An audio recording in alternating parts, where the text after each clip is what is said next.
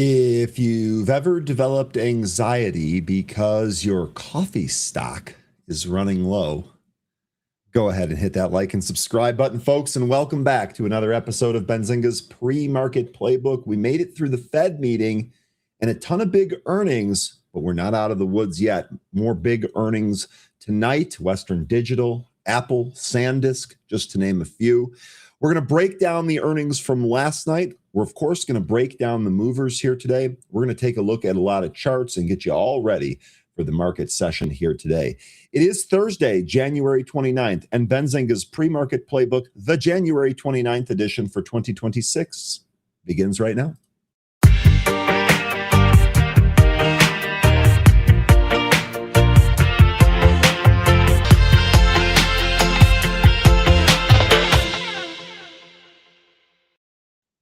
Good morning and welcome back, folks. It is great to see a whole bunch of returning faces. We are back. We are so back. Hopefully you had a great rest of your Wednesday. We are set off to kick off a great Thursday here. We are going to close January and the week strong here this week. Richard Judge first again. Absolutely love it. Good morning, Judge. Welcome back. Billy, welcome back. Billy's just ripping all of the movers here today. We're going to cover a lot of these. Good morning, Billy. Great to see you. Peter, welcome back. Good morning. Big Dave, good morning. Welcome back. Zach McCracken, good morning. Welcome back. I do have a story here on Joby. They have an offering. They're getting pounded. We'll take a look at that as well. Yes, that girl. Good morning. Welcome back. Robert, good morning. Welcome back. Sam, it's good to see you again. Welcome back. Brian, likewise. Welcome back. Marty, good morning. Why do the Meta glasses make people look like Uncle June from The Sopranos? Are there any other models? That's a good question. Well, apparently those wearables are doing really, really well. Perhaps new models would make them be a little bit stickier. I don't know. What do you think about the features on those glasses? Brian says, never had the makings of a varsity athlete. Unfortunately, Brian, me neither. I love sports. I want to be good at them, but I never really was. Still doesn't stop me from loving and playing it, though. Azrar, good morning. Welcome back. Producer, locked in. We couldn't do this without you. You're the man. Yeah, so fine. Good morning. Welcome back. Corey, good morning. Welcome back. Astro Kev, good morning. Welcome back. Austin, good morning. Welcome back. Lion, it's great to see you as always. Bernhard, welcome back. Jim, welcome back. Jim, we've had this music for a couple of weeks. Producer did do a good job finding a new one, though. I don't know if I should be embarrassed to say this, but sometimes while I'm sitting here waiting for the countdown to finish, I'm like slowly bobbing my head to the music. So it is what it is. Producer did a great job. Drew, good morning. Lost Penny, good morning. Day Trader, good morning. Neville, good morning. Sam, it's good to see you again. Just passing through, good morning. Reaching financial freedom, good morning. Night Slants, good morning. Yassine, welcome back. Maverick, welcome back. JJ, good morning. Linda, good morning.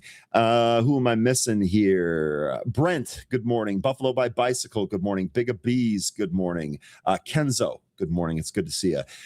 Gamey FPS, good morning. Welcome. Carlos, good morning. Zenazel, excuse me. Good morning. And Robert, good morning. Afternoon. Okay, so you must be across the pond, Robert. I hope that you're having a wonderful day and good afternoon.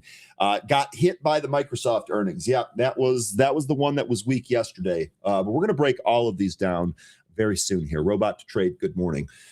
All right, let's go ahead and get started with our stock market today.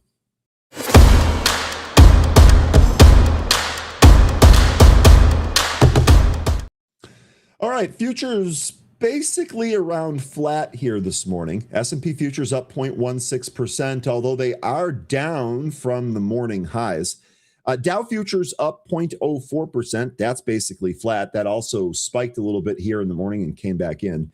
And the NASDAQ up 0.09%. So all three indices really dancing around unchanged prior to Thursday's open here after that Fed decision yesterday. Let's take a look at some cues from last session. Energy and information technology stocks bucked the overall market trend, closing the session higher, with real estate, consumer staples, and healthcare recording the biggest losses on Wednesday. The Federal Reserve kept the federal funds rate unchanged at 3.5 to 3.75% on Wednesday, putting its easing cycle on hold after three consecutive rate cuts last year that brought borrowing costs to their lowest since 2022. Meanwhile, during the press conference, Fed Chair Jerome Powell declined to engage with political criticism related to ongoing legal scrutiny of the central bank, reiterating that he does not respond to comments from other officials. Quote, "We will continue to make our decisions meeting by meeting, letting the data light the way for us," end quote. The 10-year Treasury bond yielded 4.26%, and the 2-year bond was at 3.58%. The CME's Fed Watch Tool projections showing the market's pricing an 86.5 likelihood of the Federal Reserve leaving the current rates unchanged in March, which is our next meeting. We'll continue to watch this tool and see how that percentage changes as we get more news to roll across. Now, we have several stocks in focus here for you, and the first one's going to be Microsoft. The chat's already talking about this one. It fell 5.77% in the pre-market on Thursday, despite recording better than expected second quarter financial results after the market closed on Wednesday. However, Microsoft's remaining performance obligations, or RPO, or the value of contracts with customers that haven't been paid, hit $625 billion. Worth noting, Microsoft's still near the 80th percentile in the quality ranking in Benzinga's proprietary rankings. Tesla is the next stock on our list. The ticker here is TSLA. That advanced 2.71% after posting better than expected results for the fourth quarter and announcing plans to invest approximately $2 billion into CEO Elon Musk's artificial intelligence AI startup, xAI. Apple's the next stock on our list. They report earnings tonight. They were 0.48% higher as it is projected to post quarterly earnings of $2.67 per share on revenue of $138.42 billion after the closing bell today. Meta is the next stock on our list, ticker META. That jumped 7.67% after reporting fourth quarter revenue of $59.89 billion. That beat analyst estimates of $58.3 billion. Its fourth quarter adjusted earnings came in at $8.88 per share, which beat the estimate of $8.16 per share.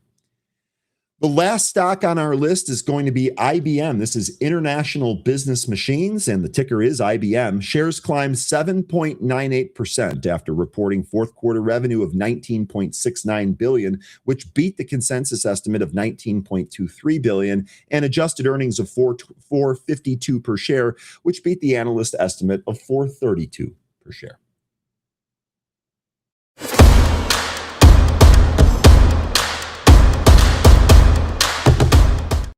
All right, let's take a look at the SPY chart here. I've got this set to a 15-minute chart just so we can really kind of see what's going on. And I want this to be a little bit more clear on the trend line.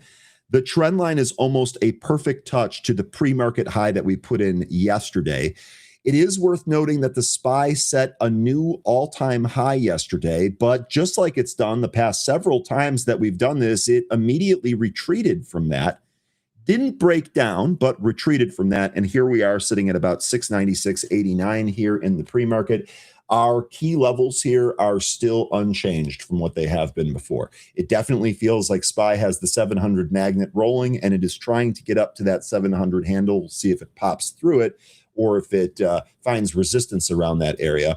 And then still, we are looking at some of the same levels on the downside, really 690 on the SPY, but also that 692 to 693 area might also provide some support. So we'll see how this all trades here today. There's going to be a lot of digestion from some of the big earnings reports yesterday. And then don't forget, we got another big slate here today. In fact, let's go ahead and just go with the graphic just so you folks can get prepared for this.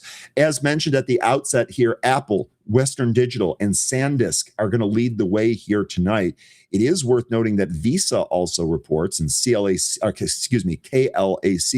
also reports here tonight. So quite a bit of reports still later today. We did have MasterCard, CAT, Lockheed Martin, and LHX here this morning. Looks like we also had NASDAQ here this morning. So we'll see how the market trades. And then don't forget, we also have some energy names that are going to report tomorrow morning. So although we're getting close to the end of the week here, we are certainly not out of the woods. We're not done. And there's going to be some more kind of big events. Remember, our macro minute for this week, we're going to be corporate earnings.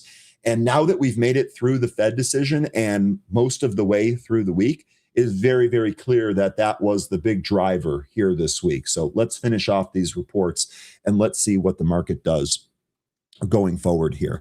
Let's also take a look at some insights from analysts here. BlackRock maintains a constructive outlook on the economy, driven by the belief that immutable economic laws are currently limiting extreme policy shifts. While recent volatility followed geopolitical tensions and tariff threats, the firm notes that the U.S. economy's dependence on foreign financing to fund its debt act as a natural stabilizer. They expect the Federal Reserve to adopt a wait-and-see stance. That's pretty much what Powell told us, likely leaving interest rates unchanged this week due to mixed signals in the recent jobs and inflation data. And in fact, that's what we got. And the early predictions for the next meeting, which isn't until March, are that it's going to be more of the same. Regarding the stock market, BlackRock remains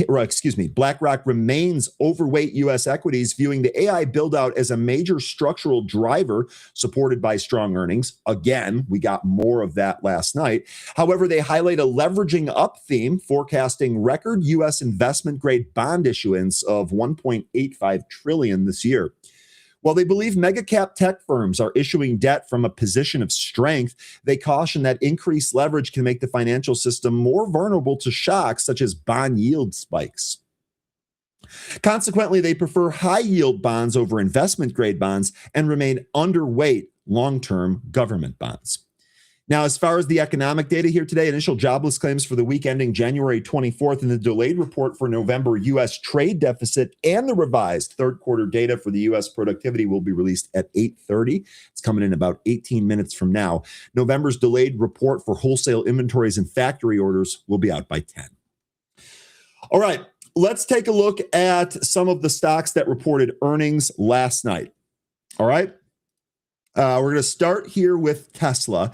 We're also going to do the charts here. So no guest here today. We're going to have plenty of time to go through all of the different stocks, the earnings reports, and all of that. But I'm going to break up the news flow here with taking a look at the charts. And I think one of the things that I'd really like to get an idea from the group is, now that the earnings report is out of the way, is there a new trade to be had? And it's perfectly okay if the answer is no, but I just want to get an opinion from the group. These are some of the biggest stocks that we talk about all of the time and are really kind of driving the market right now.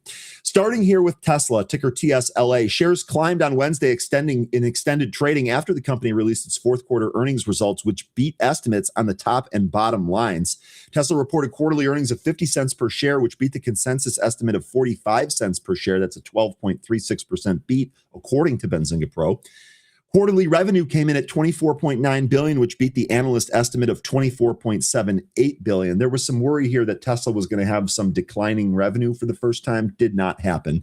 The EV maker previously reported fourth quarter deliveries of 418,227 units. That was down 16% year over year. Tesla reported the following fourth quarter and fiscal year 2025 highlights: $5.9 billion non-GAAP net income in 2025, and $1.8 billion in the fourth quarter alone. Operating cash flow here of $14.7 billion in 2025, $3.8 billion for the fourth quarter. Free cash flow of $6.2 billion, $1.4 billion in the fourth quarter, and $7.5 billion increase in cash and investments in 2025 to $44.1 billion. Tesla said preparations are underway in North America for production ramps of the Tesla Semi and the Cybercab, both set to commence in the first half of 2026. The company also plans to unveil the Gen 3 version of the Optimus robot in the first quarter of this year. Quote, 2025 marked a critical year for Tesla, and we further expanded our mission and continued our transition from hardware-centric business to physical AI company. We laid the foundation for the future of Tesla as we have further advanced full self-driving, launched our robo-taxi service, began installing production lines for the Cybercab, and fine-tuned our production-primed Optimus design while expanding our AI training infrastructure. That came from the shareholder deck. Now, not everyone is happy. Ross Gerber calls it the end of an era. Now, multiple analysts have weighed in on Tesla's fourth quarter earnings call, sharing their insights on various factors related to the Elon Musk-led automaker. In a post on social media platform X on Wednesday, Gary Black of the Future Fund LLC shared his insights into the earnings. The investor outlined that he expects Tesla shares to rise by 2 to 3% once the market opens following the earnings call. So right away there, we don't often get this, but right away, thinks it's going to trade up today right out of the open. Tesla actually rolling over here in the pre-market ahead of that open. Quote, 20 billion capex and related margin pressures is clearly a negative, as it's a discontinuation of Tesla's profitable SX models, end quote. However, he also outlined that favorable comments from Tesla's management about the robo-taxi efforts, as well as factors like the Optimus timelines and strong Q4 EV auto gross margins, remain positive. For anyone that wants to go through any of these tweets here, I'll drop this in the chat here. Ross Gerber saying it's the end of an era. So Gary Black likes it. Ross Gerber doesn't. Co-founder of Gerber Kawasaki also shared his views on the earnings, calling it the end of an era for Tesla, and the company announced a shift towards autonomous vehicles. He also shared that Tesla's transition from manufacturing electric vehicles to a transportation as a service, as well as humanoid robots revenue model, would require some time and a ton of money. Duh. Investor Gene Munster of Deepwater Asset Management centered his take around the automaker's autonomous and robotaxi exploits. Quote, while companies take away and give metrics, it's a read in terms of their confidence with the metric, end quote. Munster was talking about Tesla sharing an active full self-driving subscription figure in a video that he shared on X. That's in the link that I dropped in the chat there. Full self-driving is making more progress than people realize, he says, adding that the system has made remarkable improvement over the past 6-month period. Munster also noted that Tesla's decision to offer full self-driving subscriptions would only take auto margins down to 16%. On robotaxis, the investors shared that Tesla's confidence in full self-driving system has led to the company announcing robotaxi expansion in multiple cities this year. Monster shared that market estimates indicate a 7% increase in deliveries for Tesla this year, though the automaker did not reveal any details about those deliveries. Quote, my sense is that it's going to be flattish. As long as it's flat, it's going to be positive, end quote. He also shared that Tesla was focusing on higher volume models, which is a positive for Tesla. Now, notably here, Tesla's still in a high percentile momentum score. We'll see if it's actually able to take off here today. Now, let's take a look at the chart for Tesla. Let's see what that looks like. Here you go. This is what it looked like on the earnings, right? So we had kind of a flat day yesterday. We did pop initially. We actually challenged 450 in the after hours, and that was going to be one of the big levels, right? Because if we look back to Thursday of last week as well as Friday, we actually made several attempts to get above 450 and really couldn't hold it. The last time we tried that, it was the same deal. This is back in the middle of January here, Monday, January 12th. You can see that we actually used this as support. We broke through it, tried to reclaim it, couldn't hold it. Now we're using it as resistance. To me, it sure looks like 450. If Tesla has any upside throughout the course of the day today, that 450 spot is going to be important. You'll also see that this diagonal line cutting through today's price, that's actually the trend line that we had originated from the recent low in April. That was the Liberation Day low. And it looks like we're trying to hold on to that as we speak. Let me go ahead and put that 500 back on here. We're ways away from the 200. So if we fall here today, if we break through that trend line, I'd first be looking at maybe, 420-ish. That's been kind of a meme level for Tesla and Elon. But honestly, I do think that would be a relatively important level if we break down pretty hard here in Tesla. Otherwise, though, my thought here, my gut feeling, if that's what you're looking for, I think we probably trade up, test that 450. If we break it, maybe we show a little bit more upside pressure there, but kind of suspect that will be a resistance area early on here today. Okay, and let me know. I definitely want to know from all of you folks, of these Big Mag 7 names, which ones are you trading? Now that the earnings are out of the way, does that make you more or less likely to trade them? I know several folks that have long-term views on these obviously held them through the earnings print, which totally makes sense. I'm just wondering if there are any new trades on that. Let me know. All right, let's talk about Meta now. Okay, let's talk about Meta now. That actually jumped on Q4 earnings beat, strong guidance despite the higher expenses forecast. And this, I think, was the big thing that folks were talking about here. Their capital expenditure was insane, but they seem to think that that's actually going to mean revenue down the road. I'd like to get an opinion from the group. I guess if you believe in AI, maybe this is a good thing. If you don't believe in AI, or if you're somewhere in the middle and just kind of consider yourself skeptical, this may be a big red flag. Lion, I'm curious what you think about this Meta report. Meta reported financial results for the fourth quarter after the market closed on Wednesday. They reported fourth quarter revenue of $59.89 billion, which beat the analyst estimate of $58.3 billion. The company reported fourth quarter adjusted earnings of $8.88 per share, which beat the $8.16 per share estimate. That again was according to Benzinga Pro. Total revenue was up 24% on a year-over-year basis. Family daily active people climbed 7% year-over-year to 3.58 billion. Ad impressions jumped 18% year-over-year, and average price per ad increased by 6% year-over-year. Operating margin totaled 41%. That was down from 48% in the prior year's quarter. Costs and expenses came in at 35.15 billion, which was up 40% year-over-year. Capital expenditures, including principal payments on finance leases, came in at 22.14 billion. Meta noted its headcount was up 6% year-over-year to 78,865 as of the end of 2025. Meta generated $36.21 billion in cash flow from operations and $14.08 billion of free cash flow during the quarter. The company ended the quarter with $35.87 billion in cash and cash equivalents. Quote, we had strong business performance in 2025. I'm looking forward to advancing personal super intelligence for people around the world in 2026. That came from Mark Zuckerberg, founder and CEO. How many of you are excited for personal super intelligence? I would love to know. I would love to know. Meta expects first quarter revenue to be in the range of 53.5 billion to 56.5 billion versus the estimates of 51.31 billion.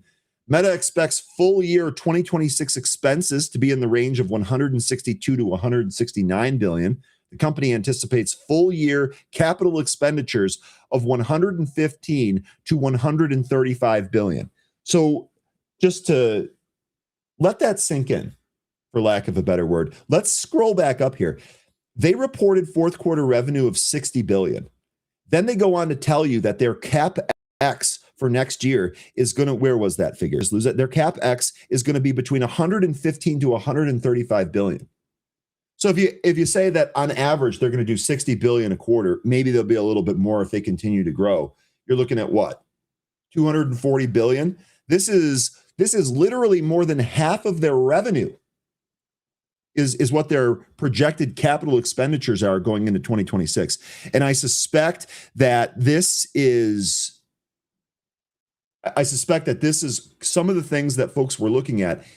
I think on the other side of this, although that number is eye-poppingly high, I suspect that they think that if they spend more, they're going to be able to make more. The growth story will remain intact, and thus Meta is appealing to investors.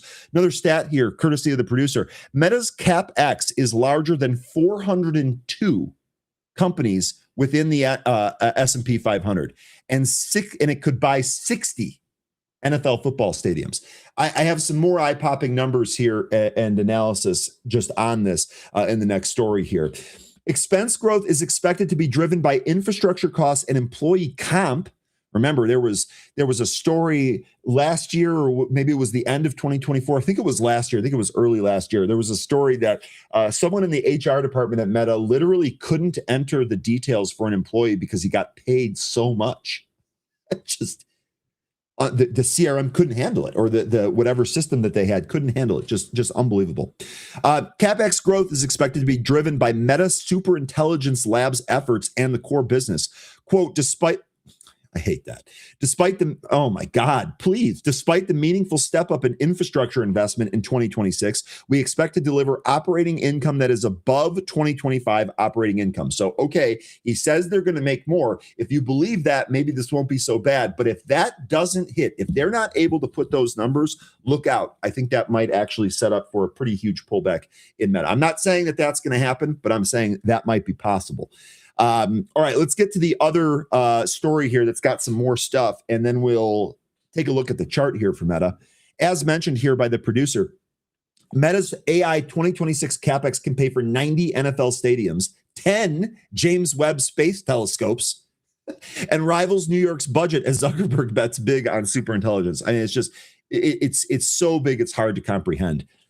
Meta's doubling down on AI with its most ambitious capital spending plan to date, outlining record infrastructure investment in fiscal 2026. During their fourth quarter call on Wednesday, the company's CFO, Susan Lee, said she anticipates 2026 capital expenditures to be in the range of 115 to 135 billion, with much of it aimed at supporting Meta's superintelligence lab efforts. Well, I hope this works better than the metaverse. That would be my opinion where I sit here today. Meta's CEO Mark Zuckerberg outlined his vision for personal superintelligence, saying that the company will continue to invest very significantly in infrastructure to train leading models. To put this in perspective, 135 billion is enough to pay for over 90 NFL stadiums, assuming the average cost is 1.5 billion per stadium. Here in Chicago, they're trying to build a new stadium. They can't even figure out if they're going to build the stadium in the damn state. Meta's out here spending more money than 90 of them. Just absolutely incredible. It can also help put 10 more NASA's James Webb Space Telescopes into space, and just enough to run the entire state of New York's home to 20 million people for a year. Zuckerberg, however, remains confident in his bold bet, saying, quote, this is going to be a big year for delivering personal superintelligence, accelerating our business, building infrastructure for the future, and shaping how our company will work going forward. You'll have to let me know what you guys think of all of this one. Meta currently leads the way in AI capex, with other big tech giants not far behind, with Bank of America security analyst Vivek Arya projecting $528 billion in capex in the industry in 2026. Arya also predicted this figure could climb to $1.2 trillion by 2030 if the current capex intensity holds and the leading hyperscalers continue to dominate. So just for comparison, here are some of the capex projections for some of these hyperscalers. Microsoft projected to spend 125 billion. Amazon more than 125 billion. Oracle only 50 billion. Meta Platforms released its fourth quarter results. We already covered those numbers. Let's get to the chart here real quick for Meta. Here we go. Now, this is extremely interesting to me. We're going to start here on the, actually, you know what? We should start inside so you can, oh, come on, Ryan. You got to click the right things, dude. You got to click the right things. Okay, so this can allow you to appreciate what happened here. As soon as the number came out, there was an immediate knee-jerk reaction to sell the stock. Obviously, that one was wrong. They sold it down a little bit. This thing immediately bounced. We were watching this on the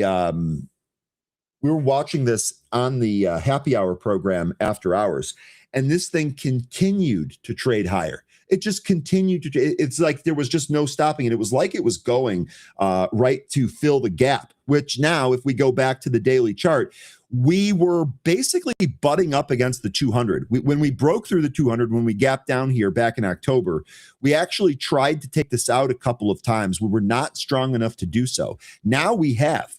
All right. Now we have, and it looks like we're actually going to close this gap up here. 750 is going to be my target. All right. 750 is definitely my target. I think Meta probably does this today. It's up 9%. So for this to move another 20 points here, I could see it. I'm not going to guarantee that that's going to happen, but just kind of looking at the chart, that is definitely going to be one of our targets. And then the other thing, we have a trend line here that would represent another target. This is above the gap. If we break out here at that point, new all-time highs are on the way. So here, Lion saying, Meta is like gold. Whenever it dips, I buy it. That's good. Well, there you go. So that answers my question. You like Meta long here. Just a crazy report. Okay, let's talk about Microsoft now. This is another long-term hold for a lot of people here in the group. Big AI name, big mega cap tech and Mag 7 name. Microsoft reported second quarter financial results after the market closed on Wednesday. They reported second quarter revenue of $81.3 billion. That was up 21% year over year. That total beat the street consensus estimate of $80.25 billion, according to Benzinga Pro. The company reported non-GAAP earnings per share of $4.14. That beat the estimate of $3.86. Nice, healthy beat there. This marked the 12th consecutive quarter of beating analyst revenue estimates and the 14th consecutive quarter of beating earnings per share estimates. Now, their segments, productivity and business processes was $34.1 billion. That was up 16% year over year. Intelligent cloud was $32.9 billion. That was up 29% year over year. And more personal computing came in at $14.3 billion. That was minus 3% year over year.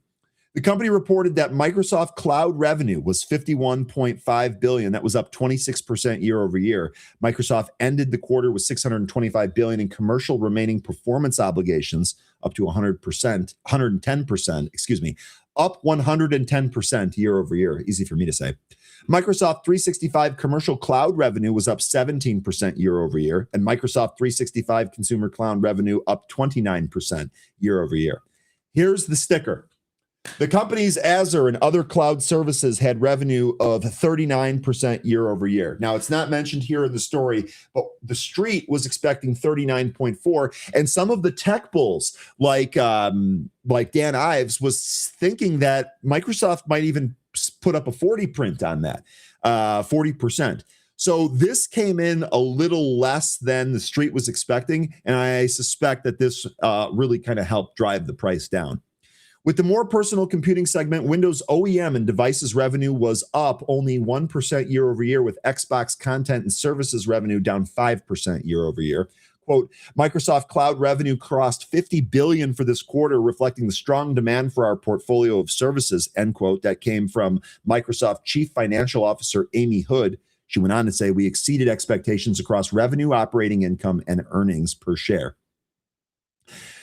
Quote, we are at the beginning phases of AI diffusion, and already Microsoft has built an AI business that is larger than some of our biggest franchises, end quote. That came from Microsoft CEO Satya Nadella, who went on to say, we're pushing the frontier beyond our entire AI stack to drive new value for our customers and partners. Remember, I reported a story not long ago that people just didn't like their AI products and they weren't getting used. We'll see if that adoption changes at all. Now, here we go. So let's talk a little bit let's dive into a little bit more of these numbers before we actually take a look at the chart. Microsoft did report that better than expected second quarter earnings. EPS was up 24% year over year, but the strong print failed to drive Microsoft higher as it slid 6%. The sell-off came despite solid revenue growth and expanding margins, underscoring investors' unease about Microsoft's rapidly rising capital expenditures tied to artificial intelligence. Have we heard that before? Analysts pointed to two key concerns: AI-related CapEx accelerating faster than expected, and Azure cloud growth coming in slightly below, admittedly, lofty expectations.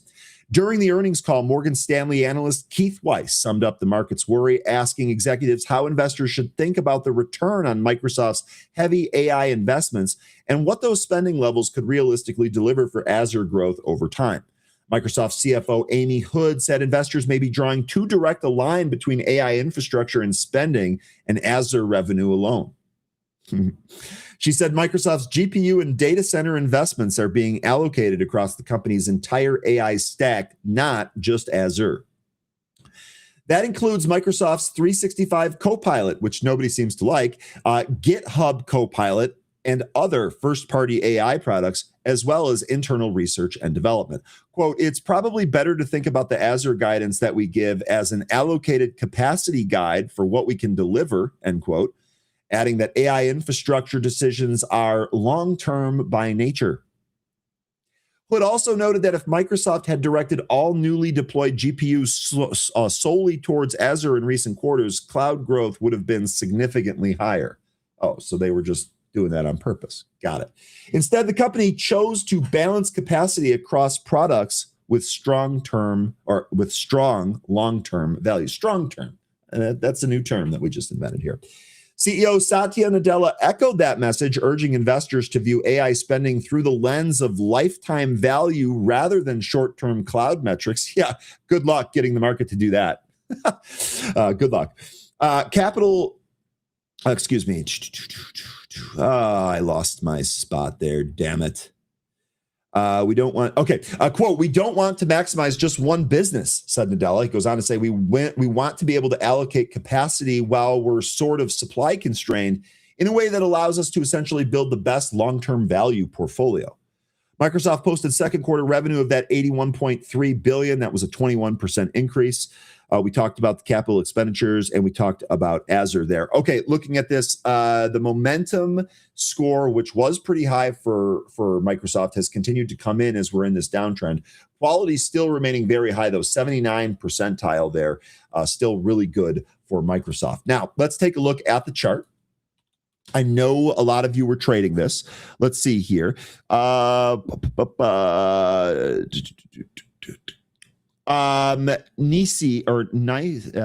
Nevy, down 1K in Microsoft, made the mistake of buying last earnings too high.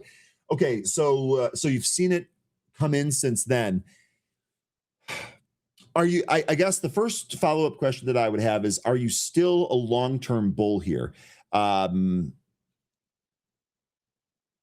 Do you still like the future prospects of Microsoft? I would imagine that the answer to that is yes. Does the CapEx scare you at all, or do you think they're actually going to turn that into a product that generates even more revenue and helps them beat? Looking at the chart here, I actually think we have some interesting spots here. So Lion here, okay. Lion here is saying dollar cost average. Okay. So here's where we're looking at on the chart. So first of all, Microsoft bounced off the 500-day and then was rejected at the 200-day. right? We couldn't clear it. Now we've got this earnings report. We're gapping down. So far, we're holding above the 445.5. That's going to be your 500-day moving average. But if we overshoot that, we got a couple of things here. And you know what? Someone remind me, because maybe we should ask Mark Petrino tomorrow about this and have him take a look at the chart and see where some of those buy areas are. One of the things that I'm seeing here today is that this 425 level, this is the start of this big island. When we gapped up here back in May of last year, we created this big island where we got this kind of nasty double top up here at 550. We're coming back into this area here. So maybe there's a thought here where this holds 445.5, where it holds the 50-day moving average here today. Okay, great. That would give us the 485 target as the 200-day on the way back up. But if it loses this, it's immediately going to have another battle down here at about 425. Because if it breaks that, we don't gap fill down here till about 396. So you folks that are talking about dollar cost averaging, are you in a position where you can continue to dollar cost average if we test some of these lower levels like 425 or 395? Are you, does your long-term view on Microsoft change if we get those moves down here? So this is why I started off the question there for Nick Nevy. This is why I started off with, do you still have a long-term view on this? Because if you do, this might just all be noise. And as Lion is saying, this is going to give you an opportunity to dollar cost average the stock. But if you're worried about this, or if you think AI might stumble a little bit, or I guess I should say the benefits of AI stumble a little bit, we're actually looking at kind of a nasty spot here in the Microsoft chart. And maybe that ends up trading a little bit lower. One more thing to note here is that we're not yet oversold. So RSI reading here of about 38. We'll see where we finish the day. But 445.5. 445.5. That is for sure going to be one of those spots. Okay, how are we doing on time here? We're golden. We're golden here. Next one here, IBM reported earnings yesterday. They surged as Q4 earnings topped the estimates, and they entered 2026 with momentum. IBM reported fourth quarter results yesterday. They reported fourth quarter revenue of $19.69 billion, which beat the consensus of $19.23 billion, according to Benzinga Pro. The company reported fourth quarter adjusted earnings of $4.52 per share. That beat the estimate of $4.32 per share. Total revenue was up 12% year over year. Software was up 14%, consulting up 3%, and infrastructure up 21%. Cash flow from operations totaled $4 billion in the fourth quarter, and free cash flow came in at $7.6 billion.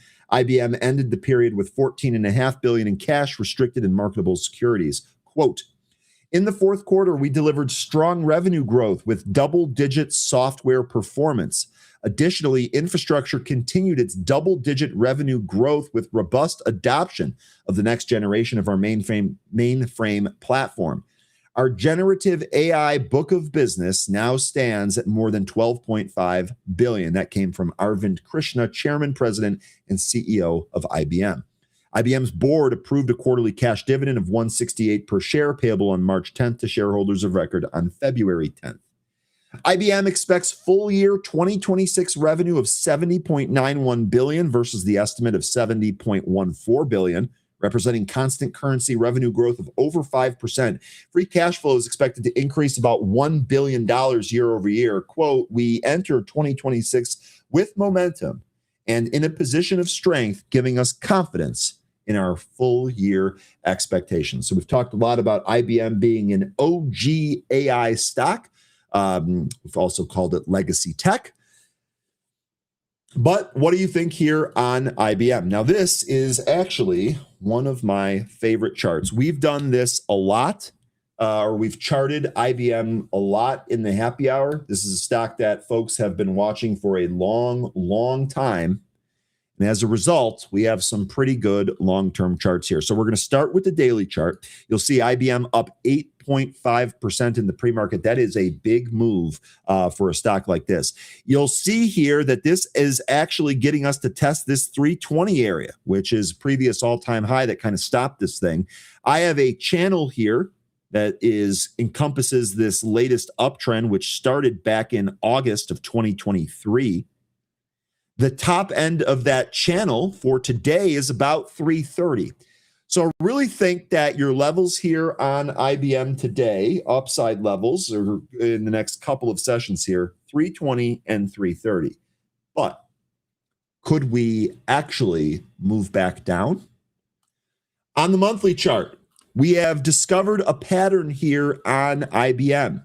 It has very steep channels up when things are good, and then it kind of slowly trades back down. When it exhausts that, it has another steep channel up, and then a slow trade back down. Now we're in our current steep channel up, and guess what? Guess what's next if the pattern holds? So this is kind of what I'm gathering here. I would like to get your opinion. I'd like to get thoughts here on IBM and a potential trade going forward here. I understand AI revolutionizing all of this stuff, but tell you what, man, the charts have really been the key driver for us. The technicals have told us where these stocks are going. There's a lot of folks that think everything is frothy right now. The market is pretty due for a pullback here. What do you think? Do you think we trade down a little bit here in IBM? Or worse, do we have kind of a longer term downtrend here? So let me know what your thoughts are here on IBM. I know it's not the most popular stock, but pretty interesting chart, if you ask me on that one. All right. Let's also take a look here at Joby. This was mentioned by some of the chatters earlier today. Joby's also been a stock that we've traded quite a bit. The eVTOL theme with Archer. Interesting. Definitely popular here. Here's what Joby's chart looks like. This thing is down 15%. Okay, here. Sorry, I'm getting some responses to those questions there. Tyler says, I like IBM. Can we do Honeywell, please? Yes, we can. Let me actually add that here. You know what? I think let me try and find that. I actually had the story. I wasn't sure if we were going to have enough time, but I think we will have enough time to do that. James wants to take a look at now. I don't have that just yet, but we can do that here in a bit. Can saying, I won't hold it from now on. And that, I think you're referring to IBM. IBM did better when the CEO changed and Red Hat bought it. Ed thinks we're going to get rugged. And Tyler says, we're looking for a dip to enter long-term on IBM. Tyler, that is awesome. That's what I want to know. When you come up with an area there of where you're looking to add, let me know. Let me know what that is. I'm curious on that. And I'm curious on any other opinions there with the group. Anyway, back to Joby here. We're down 15%, and you can see on the daily chart, yikes. Well, we were coming back in. We were doing a really good job holding like this 13-ish area. We had the 200-day move up to kind of help us support that area. And now down 15%. Here on Joby. And you can see this is Joby Price's upsize capital raise, including $600 million of 0.75% convertible senior notes due in 2032 and 52.8 million shares of common stock priced at $11.35 per share. $11.35 per share. Okay, let's take a look here. Joby stock sinks as dilution fears slam investors. Zach, I'd love to get your opinion on this. What do you think about this? Is this buyable? Is it buyable down at the offering price? Tell me what you think. Joby stock tumbled Thursday after the company priced an upsized set of concurrent public offerings totaling more than $1.18 billion. Company priced a concurrent offering of $600 million in 0.75% convertible senior notes due in 2032 alongside 52.86 million shares of common priced at $11.35. This total deal size represents an increase from the company's previously announced combined target of $1 billion.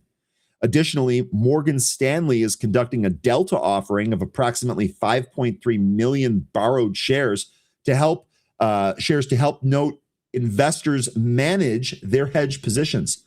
The offerings are scheduled to settle on February 2nd. The convertible senior notes are unsecured obligations likely to pay interest semi-annually and mature on February 15th of 2032. Investors hold the right to convert these notes at a conversion price of roughly $14.19 per share, implying a 25% premium over the stock's public offering price. To protect existing shareholders from excessive dilution, Joby entered a capped call transactions with a cap of 22.7 per share. Joby expects to clear approximately $1.16 billion in total net proceeds from these deals, assuming underwriters do not exercise their options for additional shares or notes. The company committed $55 million of the notes, proceeded to cover the capped call transaction costs. The company committed the remaining capital, combined with existing cash reserves, to funding the company's push for FAA certification, which is going to be extremely important for this theme to even get off the ground, the scaling of its manufacturing facilities, and preparation for the launch of its commercial passenger service. So let me know if you like Joby now that this is out of the way. Is this viable? Is this viable, and is this holdable for you? I'd love to know there. Day trader here. I have a 50% fib level at 1108, and that looks to be a daily pivot too for Joby. That's what, 15 cents beneath the offering price. So that $11. Let's look at that then, right? Let's look at maybe $11 as a potential key level here today. We're currently at 1138. Maybe we do get a little bit of a bounce here, or maybe better still, for the purpose of a short-term trade, we actually get another leg down that's very quickly bought. Let's see what we get here today on Joby. Okay, I do really quickly want to do our street tweet segment. Then we can come back here and take a look at some of the other charts that you folks wanted. I did have I did see there was a story here this morning for Honeywell. Let me see if I can find that. I just didn't select that because I wasn't sure if we were going to have time for it today. Let me see if I can grab that here, and we'll take a look at that and the chart as well. Here we go. Here we go.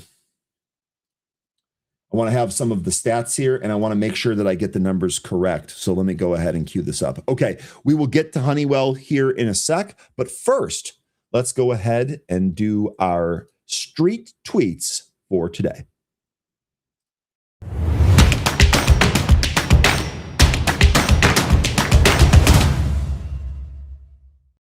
All right. First tweet here is from Gary Black, and we already talked a little bit about Tesla here. All things considered, I expect Tesla to rise by 2 to 3% tomorrow, that's today, after analysts digest the positives and negatives and update their earnings models.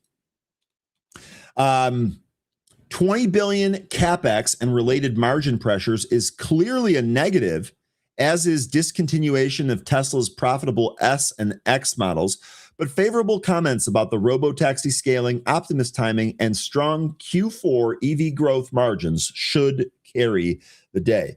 So I want to get an idea from the group here. Are you bullish on Tesla? Now that the earnings report is out of the way, are you more likely to trade Tesla?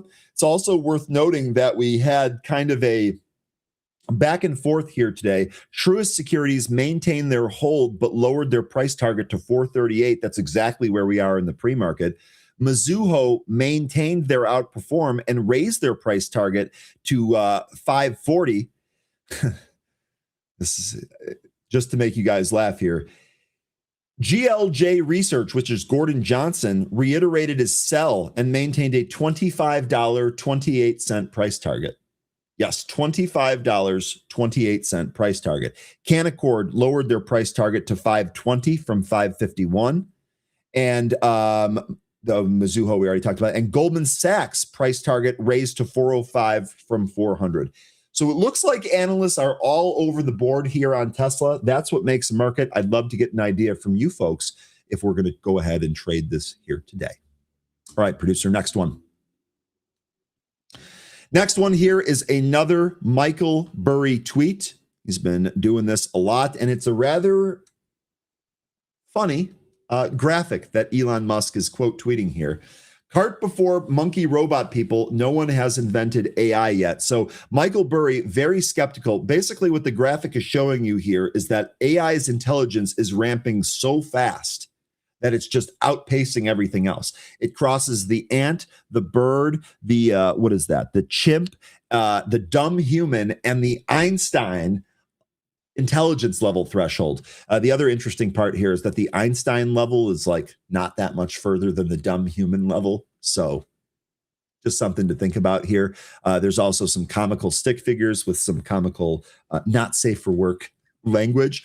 Let me know, are you on the side of Elon Musk where you think artificial intelligence is just ramping its ability and its overall intelligence? Or are you on the side of Michael Burry where you're just a little bit skeptical that it's not actually that smart and that it's not actually doing all of the things that it's doing? This dynamic here is going to make a market for AI, and it should be an exciting 2026. All right, let's get back to pro. Let's go take a look at Honeywell. You know what we'll do, Tyler? We'll mix it up a little bit here. We'll start with the chart, and then we'll dive into some of those levels. The other thing, I definitely, when we get 13 on here, we might have to revisit this. 13 is one of the folks that really kind of got me interested in Honeywell. I don't know what's going on with some of the indicators here that keep disappearing. Let me go ahead and extend this trend line because that actually is going to represent a target. Let's see if it's saved. Okay, it did. All right, here's a look at Honeywell. Now, this has been on a huge, huge run. It's actually up 0.85% here. It was down 1.93% yesterday. We've made a big run off of this 200 level. We actually crossed the 200 level and kept going up to 220. Great trade if you hit that. Register rings all around. Question here is, if we continue to pull back, where do we pull back to? If we take a look inside, you can see this is exactly what's going on. The conference call is in progress, so I don't think all of the stats have been digested from all of this. Let's actually take a look at the news feed and see what we got here. Honeywell's adjusted EPS of $2.59 beat the $2.54 estimate. The sales of $9.75 billion missed slightly of the $9.85 billion. They see 2026 adjusted EPS 1035 to 1065. That's versus the 1038 estimate. So that range actually looks like it's above the low point there, or above the estimate. The low point is right in line with the estimate. That actually looks pretty good. Sales here of 38.8 to 39.8. That was versus the 39.6. So that number came in a little light here. A full year 2026 segment margin, 22.7 to 23.1. That was up 20 to 60 bips. That's actually pretty good too. And they ended 2025 with a record $37 billion backlog. And that's going to be kind of one of the key drivers here. Honeywell on Thursday reported mixed earnings, as we just covered. Organic, so here I read you those numbers. Organic sales increased 11% year over year. That was aided by rising demand in the aerospace and building automation segments. Orders increased 23% year over year organically, aided by double-digit growth in aerospace technologies and energy and sustainability solutions. This lifted the backlog to more than $37 billion.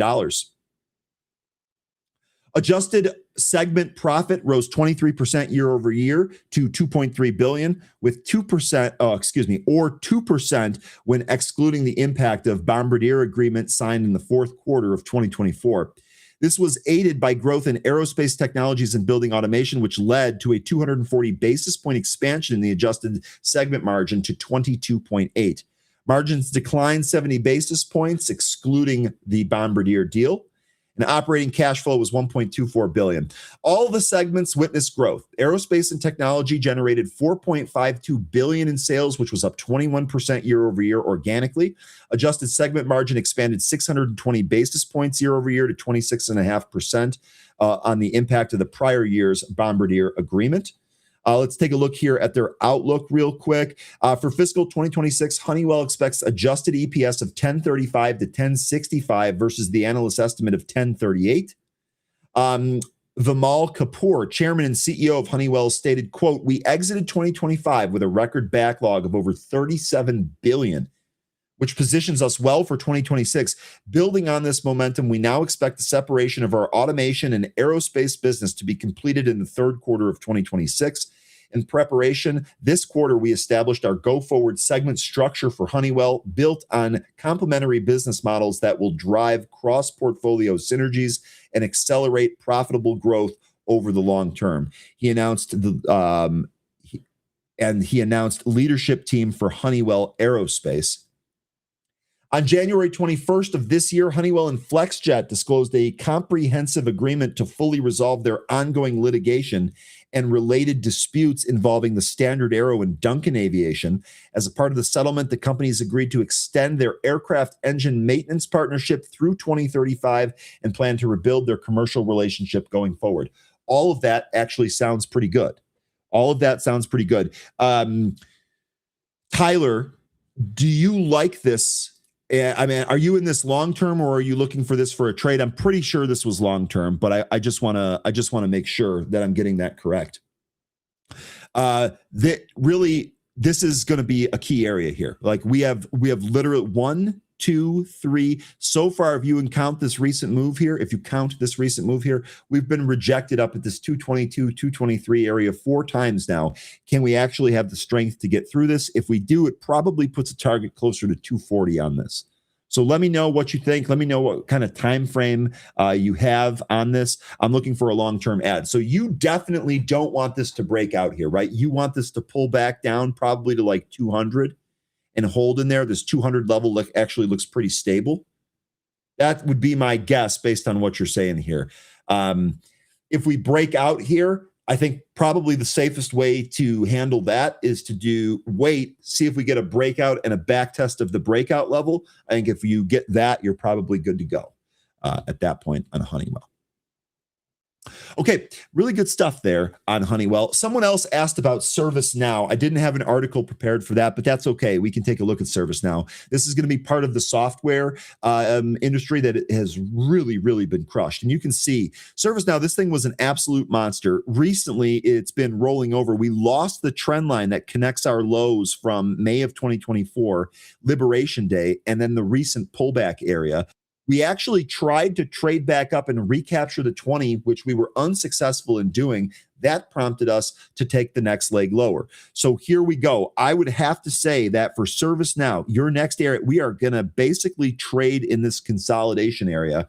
Remember, when Mark Petrino talks about this, he talks about if there's an area where a lot of folks have traded before, the stock is probably more likely to spend some more time in that area. And that's currently where we find ourselves. If we move down through 120, we're currently at 119.69 in the pre-market here. If we move down through that, I would see a low end of this range about $85.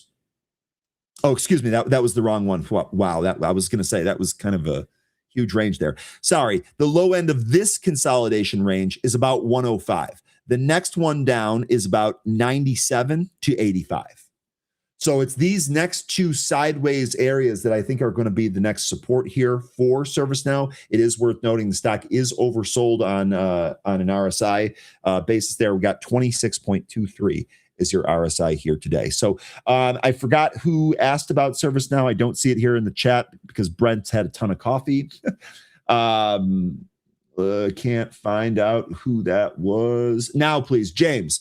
There you go. So, James, let me know. You tell me, where are you looking? I'm assuming you want to go long this.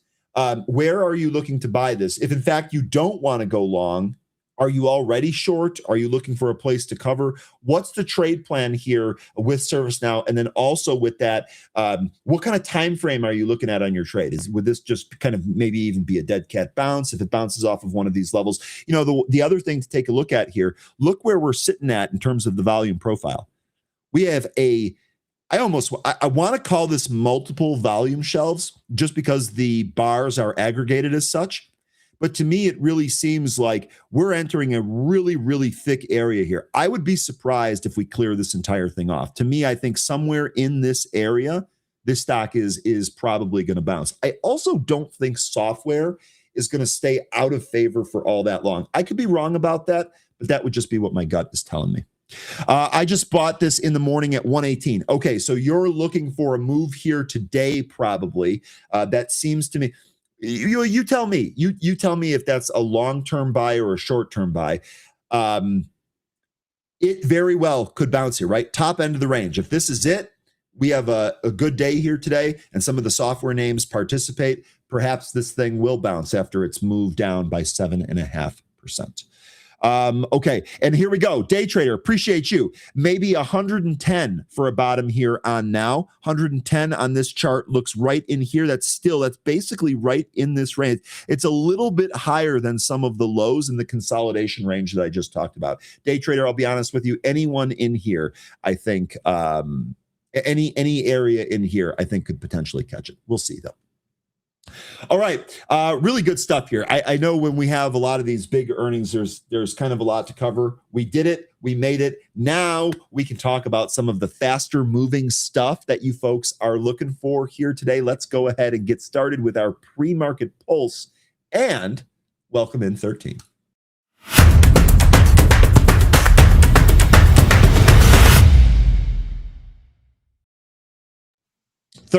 Good morning. How are you doing, boss? I'm doing just fine this morning. How is everybody? How are you? I'm doing really good, man. Another day, another dollar. We had a ton of earnings yesterday. We did a great job in happy hour covering them. And then just kind of looking at them today. Look, before we dive into the pre-market movers, we got a question from Tyler about Honeywell. And I know that this is one that you have followed for a long time. So I already gave my breakdown on the news as well as the chart, but I would very much like to get your complete opinion on Honeywell here. I know you might not have been prepared for that, but I figured with this being a stock that you're used to, let me go ahead and pull up chart 13. You can go anywhere you want with this. So I haven't gone through their earnings, which I realized they had today. The thing that I've liked about Honeywell is, aside from all the different, subsectors that they're in, I really liked their quantum angle because they're the ones that are one of the big companies that are driving forward the quantum business that my understanding is they're going to spin off later. So when that happens, that could be very, very good for Honeywell. I still like the quantum theme. I think it's just taking a step back for the time being, but I don't think it's going to be going away. There's another company, CCCX, that also has a very interesting quantum company called Inflection coming to market. So I think those two events could reignite quantum unless something comes along before it does it. But Honeywell, still a strong company, but aside from quantum, in numerous spaces, like security, certain devices, medical, lots of different things. But the interesting angle for me was their quantum. So just hanging on to it for that. Like to see it, spin that off and have a good time with that. I don't have a whole lot beyond that, but Honeywell is one of the ones for one of the big players for quantum, aside from NVIDIA, I guess NVIDIA and IBM. Yeah. And it's one of the legit names here, right? As opposed to some of these spec names that we've been talking about. And they pay a dividend. You have any thought about this, what looks like a 220 resistance area up here? I mean, 220-ish, and this actually goes all the way back to 2021 too.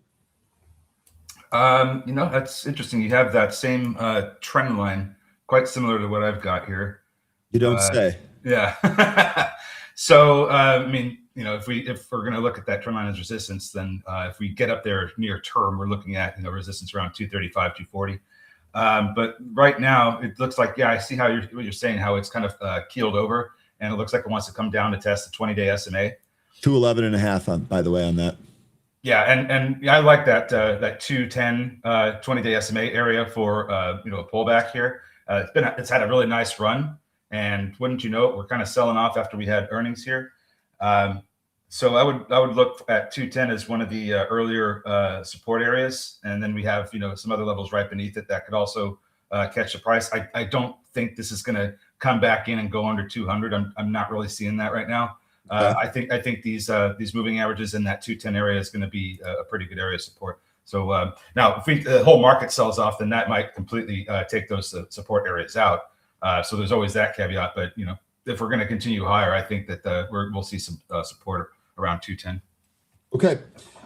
Good stuff there on Honeywell 13. Let's go ahead and take a look at our pre-market movers here today. Let's flip over to the movers tool here, and we're going to start with XHLD. This is 10 holdings. Looks like the stock closed at about 255 yesterday. Interestingly enough, this was not on my list when I first sat down here this morning, so I apologize if I don't have anything for it yet. Looks like we spiked above 450, but really couldn't close above 450 at all. I don't see any news here today. Yeah, I Got think something this for is. you. What's that? I think I know what's going on here. A couple of days ago, we got news on Monday, actually, that this company was going to present at the Deal Flow Discovery Conference in January 28th to 29th. I don't see any headlines. I don't see any headlines as a result of what they've been saying, but here we are in that range, and now it's moving. So something must have been said. I don't know what was said. I tried to look around to see if I could find it. I didn't spend a whole lot of time looking. Didn't see anything, but it's kind of interesting that we're seeing this movement here with that conference going on at the same time. So I think that's what it is. Yeah, I think you're probably right. That's a really good spot there, 13. We could probably see. And you said you looked around and looked for a little bit more of that and couldn't find it, huh? Couldn't find what was. That's interesting. And to be fair, I didn't spend a whole lot of time looking around, but which should be easy to find, enough to find. It didn't pop up, so I was like, okay, well, maybe we'll get some news later that explains this. And I just kept moving on because this was like the first one I looked at. Didn't want to spend a whole lot of time looking at this. The company's got 2.87 million shares in the float. It has little no cash. I think this is one. I mean, I think all of these that I was looking at are probably subject to capital raise at some point soon. Just don't know when they're going to do it. Maybe this one does it as early as today, seeing that they're getting a nice lift. As far as the chart goes, we are holding above VWAP right now, but the momentum has started to slow. So as long as we hold above VWAP, I think, and to the open, we should be able to see some more attempts at going up through 450, where it looks like we're getting some resistance right now based on the pre-market price action. But if we do end up losing that VWAP prior to the open, I think the next area we're going to get support will be probably down around 395. And then maybe even a little bit lower at 350 if we don't get help from these smaller moving averages. Okay, really good stuff there. I didn't take a look at this. Short interest on this name, 4.6% of the float shorted with 1 day to cover. Average volume is 2.37 million shares per day. It's done 18 million here, and the float is 2.87 million. So right in our wheelhouse for some of these low floaters. Yeah. And real quick, it's not on this company, but A1 is rising, mentioning CCCX and giving all the info on inflection when they're going to do the merger. So thanks for that. That's great info that for people to see there. We don't have a date on when that merger is supposed to happen yet, though. Okay. All right. Really good stuff there on XHLD. Next one here is going to be SIR. This is Serena Therapeutics. This stock spiked in the after hours yesterday, stopped at 5, re-challenged that 5 level here today. And since then, we've broken down and actually broken down for the VWAP. We have held the 200 EMA, but we'll see if we can get any type of move back up here. Serena Therapeutics shares are trading higher after the company announced the FDA cleared its investigational new drug application for SER-252. Definitely positive there. Quick peek at the short interest, negligible. 0.5% of the float shorted with 1 day to cover. On average, the stock trades 165 million shares. Today, it's done 42, almost 43 million. The float's just a scotch over 5 million, so it's still low float here and should move pretty well. 13, what do you have here for Serena? Well, sir, this one is getting the investigational new drug is one of the big things that we like to see when it comes to these biotechs. So absolutely, and that's what we're waiting for on telomere. That's it. So this is going to clear the way for their phase 1B clinical trial. The thing is that they only have about a quarter or two worth of cash, and I think that they're going to have to raise some more if they're going to get through clinical trial. Remember, this is phase 1B, so this is still at the very, very toward the starting line for clinical trials. They have 511 million shares in the float, and we've just recently. Now, this is a nice, nice thing to see here when it comes to the 5-minute chart. We lost the 200-day estimate, 200 EMA. On the 5-minute, and then the next 5 minutes we recaptured it, and now we're trying to climb back to some of these previous levels here. It looks to me like we're still struggling a little bit with some of the 3s, but 4 is going to be, I think, the big spot right from where we're at right now that it's going to need to recapture. And if we do recapture it, we have the 65 EMA and the VWAP right above it. Those are going to be crucial as well, because if we can't get it back above those, I think that we're going to end up sinking lower. Looks like the momentum is starting to swing to the upside. This one might be able to recapture the VWAP as we approach the open here. So certainly keep an eye on this one. We might get some upside movement here. Okay, really good stuff. That's ticker SER, Serena Therapeutics. The next one we have here is ticker DCX. This is Digital Currency X. This stack is up 33% here. Looks like we had a big time. What happened here? Oh, I could tell you what that is, and I could tell you what's it doing today. Okay, great. So I'm just going to run through some of the stats here and turn it over to you because I didn't look at this one at all. Digital currency X shares are trading higher after the company announced it regained NASDAQ compliance. That good old fashioned catalyst that we've traded here before. So what do you think the down move was? Losing it. Mm-hmm. Okay. It wasn't that long. It just happened on Friday, and now they've regained it on the Thursday. It took less than a week. That was quick. Yes, it was. That was quick. I wonder if they got threatened with tariffs. LOL. Maybe. Just kidding. Looking at the short interest here, 6.76% of the float shorted with 1 day to cover. So there's some here, but it's pretty negligible. The stock on average is a ghost town. 49,000 shares. That's it. Today it's done 19 plus million. Float here is 4.34 million. All right, 13. Break it down like a fraction for us. Well, it's encouraging that we're getting this support from the 200 and the 65 EMAs. We haven't broken down beneath those despite briefly trading beneath it this morning. We need to recapture VWAP here so we can, of course, climb higher. But the concerning thing for me when it comes to this one is that this company needs a lot of cash because it burns through it every quarter to the tune of, tens of millions. And it doesn't have that much in the bank. So I would expect there to be a capital raise at some point soon with this one. Or if maybe there's some kind of you're right. Deal or something that happened. Some other way to infuse cash because clearly they need it. Yeah, I'd have to scroll through more news. It looks like it doesn't look like this is a very new issue either, but they did have some 1 billion Edge AI token acquisition at a discount. So until we get another earnings report, I don't know what to make of their cash position right now. As far as the stock, the chart looks, we're kind of sideways right now, and momentum to the downside appears to have slowed. So as long as we continue sideways, that might set us up for a move above the VWAP here. So we're kind of in this range here where the support's going to be down at the 200 and the 65 EMAs, and the resistance is going to be at VWAP. So which one breaks first? That's the direction I think we go. Okay. Just some guy here was asking, what does it actually do? Day Trader here was saying on Thinkorswim, they actually have Shyjet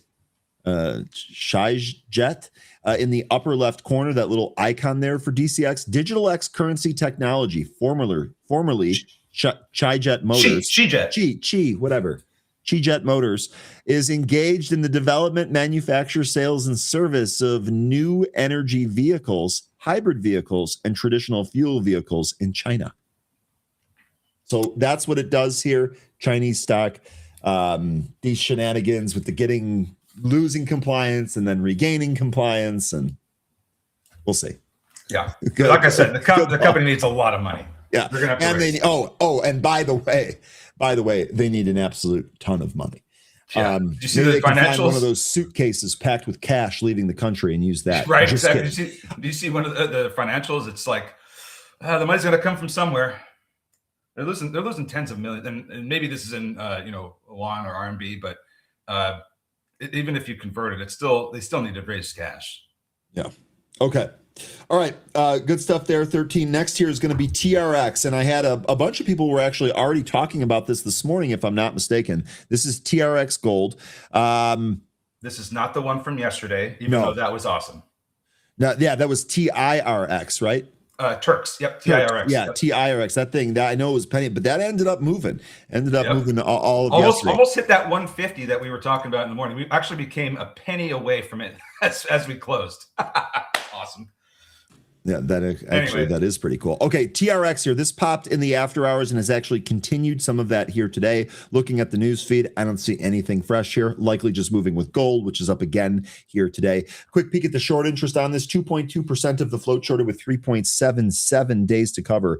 That is an average 100-day volume of 2.7 million. So although that's not a high reading on the days to cover, this thing actually does trade normally. It's traded 6 million shares today. The float's super thick at 281 million. So don't expect one of those low float moves that we see.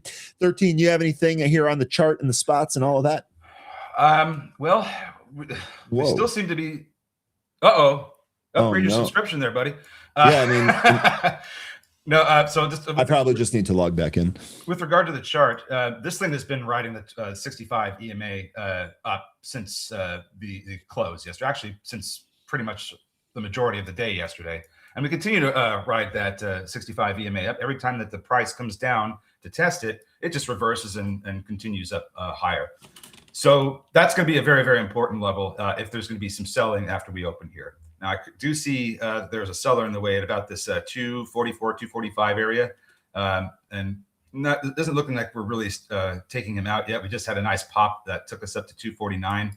Let me look at the daily chart to see if there's anything at 250 that we might want to keep an eye on. Gosh, this thing goes back quite a ways. Okay, so 250 area is where we start to actually see a lot of consolidation back from 2014.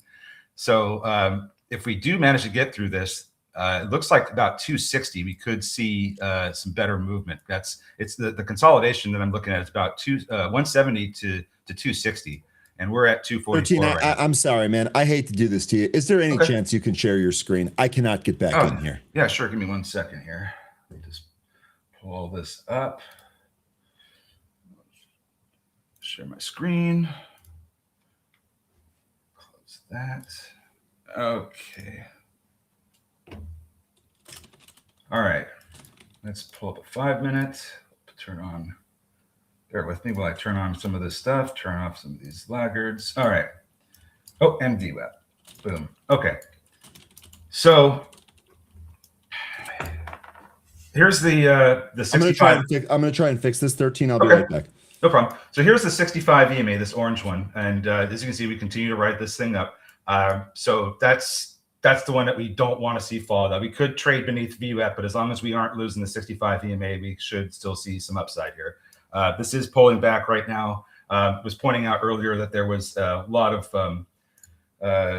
consolidation area from 2014 that we're coming up to. Let me see if I can pull that up here. Here we go. So I know it says 193 right now. The price, there we go, actually 244. So we're trying to make our way through this consolidation here. And once we do, because this is from about 160 to 260. Once we do, we should see some better price action here, but there's still going to be some resistance to the upside as we can see from all this prior consolidation. So we'll see if we can get through all of that, but understand that we are getting into an area where there's a lot more resistance on the way up. All right. What are we looking at here next? Did something happen? I know Ryan's doing his thing. Okay, so everybody they might have more room to run. This is Arista stocks. Okay, so yeah, it might. Just like I said, just as long as it holds above that 65 EMA, because that seems to be the really strong indicator right now. Just riding this thing up. So, what else do we want to look at? Well, we've got Ryan looking into that. Thoughts on UMC? Do you mean what's here? Let's look at UMC. Unless you're talking about a different one, UMC. Okay. Microelectrics. Do you want me to send it back over to you? I think that I'm okay here. Okay. Let me go back to the movers tool. Let's see here real quick. I did log back in, so I'm not sure what happened there. Yeah, we look like we're good. Let me take care of this for you here. Hey, thanks for the cover. I appreciate you. Sure. I appreciate you a lot. Which one are you on now? I was just about to look at UMC. This is United Microelectronics Corporation. UMC. All right. And I guess we're just getting asked about what, this is. Do we seriously not even have 100 likes yet right now? Am I honestly seeing that in the chat here? Producer, is that correct? Hit those likes. Guys, do you not actually like it here? I don't understand. I mean, okay. I don't see the cup with handle that you're talking about here, unless you're referring to a different one instead of UMC. This thing, this thing is just it's very gappy. I mean, it gaps up, gaps down. I mean, to me, it looks like this formation here over the past 3 trading days for UMC might spell some downside. That might be a TriStar doji here. So here we are trading lower. That might take us down under 10. I don't know enough about this company, and it doesn't look like it. I mean, it trades a lot, but it seems like it just jumps around so much. Yeah, I don't know a whole lot about this one, but this formation here, that looks bearish to me, and that can spell some more downside. So maybe it comes down to about 950 if it can't hold above 10. That would be my thought here on UMC. Okay. All right. Did you cover VTix at all? This is the one that we just did. No, I didn't. Okay, and Let's Be a Good Human is out here just gifting subs again, making up for the lack of likes. So we appreciate you, Let's Be a Good Human. You are absolutely awesome. Thank you very much. Much appreciated, and we'll keep doing what we'll do here. VTix, remember, this is the one we did the all access on. This you guys were asking. This was the direct listing. You guys were asking, when does this come that day? I didn't know exactly what time it was going to show up here, but this had a wild first day, and it looks like it's kind of bottoming here. So I know that it's up about 24%. That was because of the big pullback yesterday, but it is kind of bleeding back down. Remember, they make the video game, the piece of equipment where you're actually move and don't use a controller for video game purposes. Pretty cool stuff here. You have any? You looking at the chart here? Do you have anything that you like on this 113? And thank you guys for boosting the likes there. Again, it's free and it really helps us. I appreciate all of you that did that. All right, so let me turn that back off. So isn't this one like I don't even know if we have a float reading on this? I guess we do 1.8. So that's very, very thin. Maybe it's pretty easy to move around here. I saw that that interview. I was in the background, and I don't know that we're going to see a whole lot of those getting bought up just yet by gamers. We're still struggling. A lot of gamers are still struggling to upgrade and maintain their rigs with the price of components being what they are. So maybe this company does end up doing better later on, but I don't know that we're necessarily rushing out to buy like an omnidirectional treadmill. Let me float something else for you, 13. Okay. And this is just because we've been talking about this. I'm just spitballing here. We just talked about the personal computing segment just becoming much more expensive because everything is more expensive, right? All of the components are more expensive, and building a top flight machine that you might game on is a lot more expensive than it was even 6 months ago. Do you think that there's any chance that alongside the world's kind of arc towards more activity and health post-COVID, do you think that might lead to more demand for systems like this, where, maybe the price is more in line, and with this, you also kind of get some like physical activity, and there might be other applications here that you don't get with traditional video game systems. As a medical device, I could see that having a lot more appeal, especially in physical therapy centers. I could certainly see that. I mean, that angle is completely different to the gaming one. I could certainly see that. But then it's not a video game. You're looking at a different audience, and maybe it's probably the audience you'd might want to start with, in my opinion, because they're going to be able to have money. But as far as the chart goes, it does look like it's trying to bottom here. We did get a bit of a double bottom here in the pre-market. So we'll have to wait and see if it can get back above 14.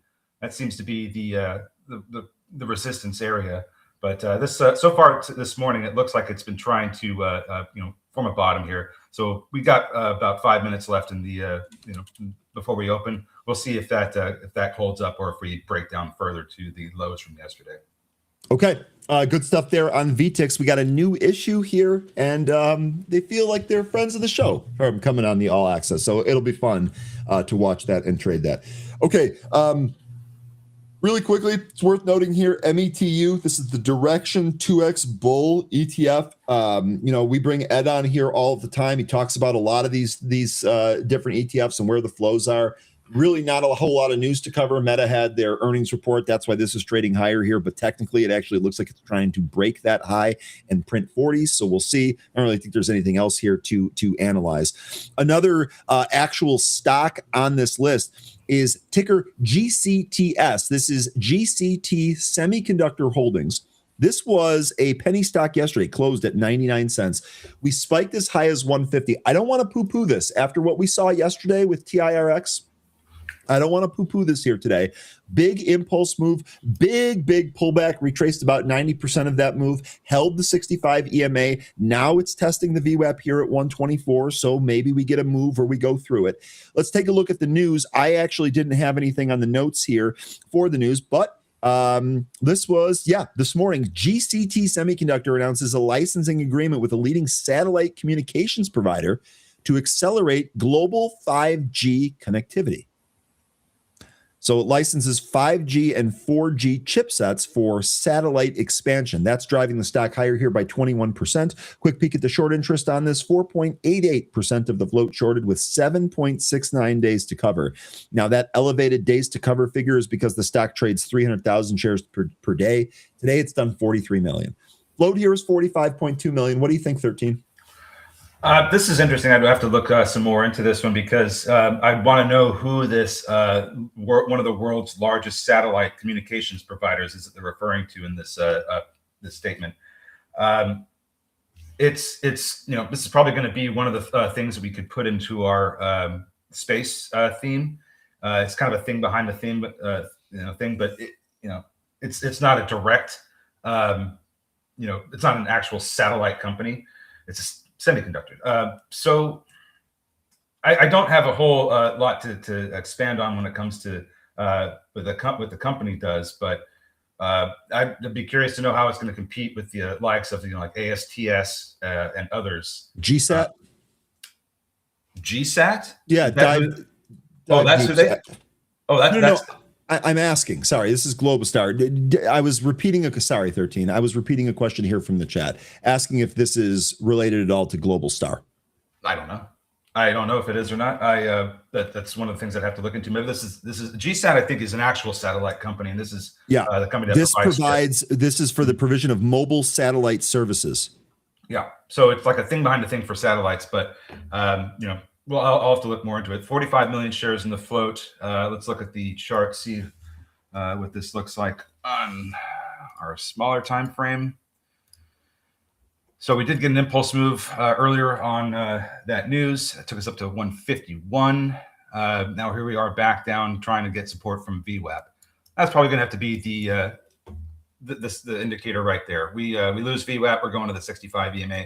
We get support, I think that we can turn back up and take out that 125 area that was giving us resistance just about 5-10 minutes ago. Okay. All right. And sorry, I was, where are you? GCTS. Yeah. Here you go. Here is that area that 13 was just talking about. Sorry, I was on the wrong track. And no, it's okay. And Brett, that's kind of what I want to look at too, to see what they're referring to. And we are, we have one more minute. Good to see you, Brett. Welcome back. Hopefully you've been well. Happy New Year. Yeah, so I would be curious to know which satellite company they are producing these chips for. I think that would that'd be something worthwhile looking into. Okay, we're getting ready to open here. I'm going to flip over to the main workspace. Let's see what we got. Well, I'll tell you what we do have today is no 100% runners. Okay. I think it's the first time in I think over a week since we've had no 100% runners. So. Take that for what you will. Okay. Let's see how we do here today. And you said something about GCTS and related to Turks. Turks actually had news about the company wanting to buy their shares, to the tune of 80 million at $1.50. So that was the whole reason why I didn't want to take our eyes off of Turks, because they had that memorandum of understanding. All right, here we are. Now we're open. Now we are open here. All right, so out of the gate here, looks like XHLD is trying to climb higher, trying to break through some of these. So that 450 area we were talking about earlier, that just provided a little bit of resistance. Actually, it looks like DCX is trying to hold above that 65 EMA. Yep. Let's see what we got here on XHLD. That did go through its VWAP. Got VWAP down there at 422, by the way. Looks like we got SER trying to hold up here for the time being. It's got to get above this 15 EMA. It's been trying to do that for the past 20 minutes now.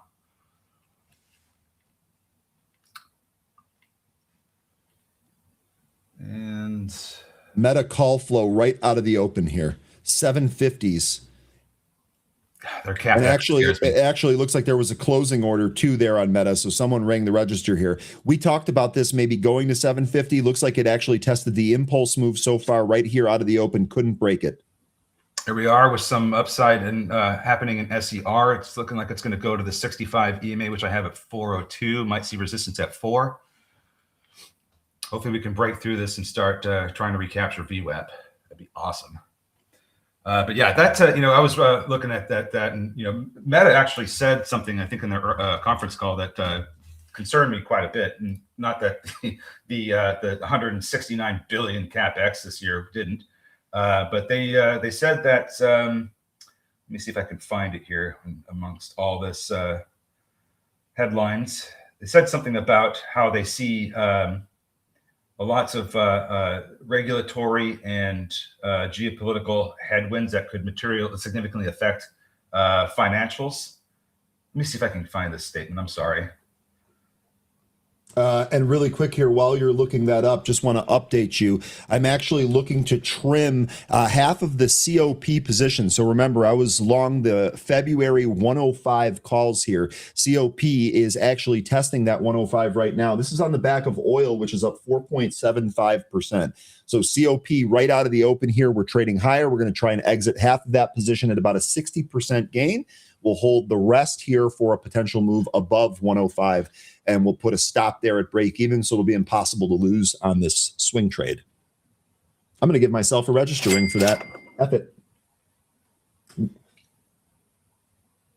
There we go. We are trimmed. So just sold some there at 310 nice. On those February 105 calls. Out half on that. Boom. All right. We'll see if we get a little bit more run here. COP. Hey, yo, let's go. All right. Out half my cop at 103 from 88. You had a better entry than I did. Way to go. We're going to give you a register ring today, too. Bam, bam, bam. Okay, here we go. Start. Meta Platforms says legal and regulatory headwinds could significantly impact business and financial results. When you're spending 169 billion in capex, that's not a statement you want to see. And so we did some napkin math. That's what, that's like 60% of their revenue. If you were to look at what they did this year, like 60 million a quarter times 4 puts it at 240. Their capex is 160. I mean, that's eye-poppingly huge. Only 20 countries in the entire world spend more than Meta per year.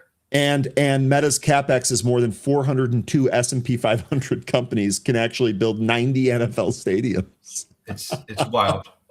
So, I mean, great if that helps continue to expand their revenue. But, once something happens, that's going to probably be quite ugly. TRX having a nice morning, though. We initially opened lower, dropped down to the 65 EMA, and wouldn't you know it, we reversed and went higher. At 65 EMA, folks, it was telling you which all ticker? morning. TRX? TRX. That's TI. I am butchering this. I'm sorry. Samel says, I like seeing you happy. So every day that I wake up and take a breath of fresh air in this beautiful life and world, I am happy. And so that's every day. Oh, man. TRX.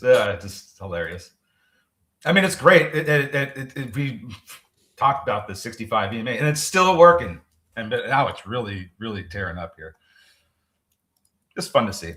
Okay, so other names we were looking at, DCX not having that same kind of day. SER popped up to that just short of $4, came back in. Now we're about to test the 200. The Turks, I'm sorry, I'm going to get that next up. TRX Gold. This continues to climb higher. Actually, we're starting to reverse now after we just came up to 280. So for those, really quickly here, for those of you folks that are trading Microsoft, and 13, I'd love to get your opinion on Microsoft because you've been a long time holder of this. You got a long-term view, and that's actually what I'm really looking for here. I just got another request from someone here, just a coworker, saying, Microsoft, is this viable? And so I just want to reiterate the question here to the group. We talked about this thing losing its 500-day moving average. We talked about 425 being really kind of the next spot here on this potential gap. Let me actually turn the VWAP off so we can see that gap a little bit better. So here's the thing. are we looking at a long-term ad here on Microsoft, or do we think there's more downside? In other words, do you think that we can actually break through this and fill the gap, giving us maybe a more appealing entry here? What are the thoughts here on Microsoft? It wouldn't surprise me if we did end up breaking down into this gap and completely filling it all the way down to 385 to 400. That wouldn't surprise me. I'm not saying that we're going to exactly go to 385, but I certainly think that we're going to start to come into this gap here. I do have some support areas on the way down, some at about 420, some at 405. But, if we're looking at this double top that we had here last year, I don't think that, when we were just before we had earnings yesterday, I don't think that we had seen enough downside yet. So this is starting to give us more of what I think we're going to need to see to make this viable. Now, if you bought here and you have a very long-term prospect on this, I think you'll be fine. But if you're looking for even more attractive valuations, I think this does go lower. So that's what my take on this would be. I think this is going to be great. It's going to be over 600 at some point again. But first, we need to really cool off here, and that's what we're getting here after this double top that we had. Okay. Good stuff there on Microsoft. Appreciate that little discussion there. We talked about Microsoft earlier here, 13, but figured we'd get your opinion on it. Let me move back to the main workspace here, and we'll take a look at what's moving. Looks like we're still getting support from the 200 EMA for SER. That's trying to turn back up. And we also have DCX capturing its VWAP and trying to move up to the next area of resistance around 450, where it was getting resistance in the pre-market. This looks like it still might want to move higher, though. Momentum is starting to swing to the upside. So let's see if we can break through that 450 area in DCX. TRX gold coming back in, now testing the VWAP. GCTS that was getting mentioned earlier, that's now coming down to the 65 EMA.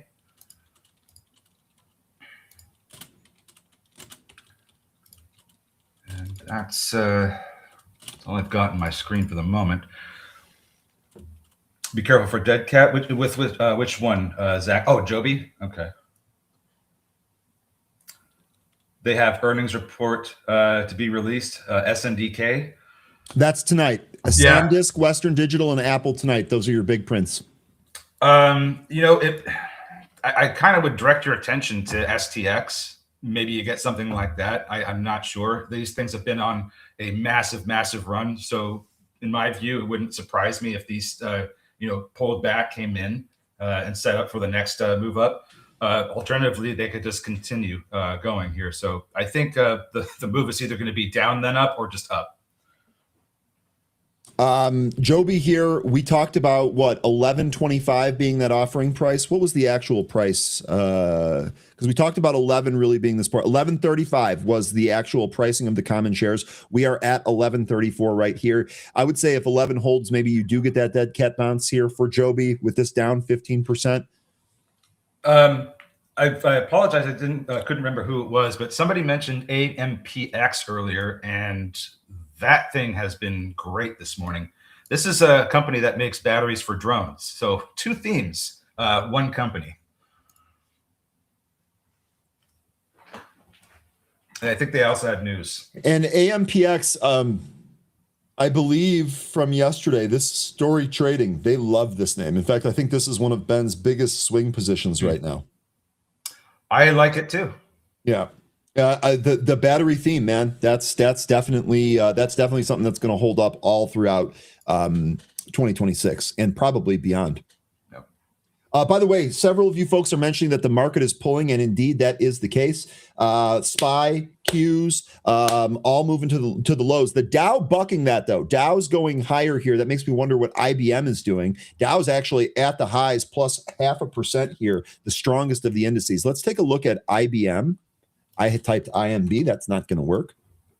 IBM up 7.5%. So interestingly enough, this a little weak out of the open here, but trying to recover. I think if we move through the VWAP, you might take a look at 323 on this one.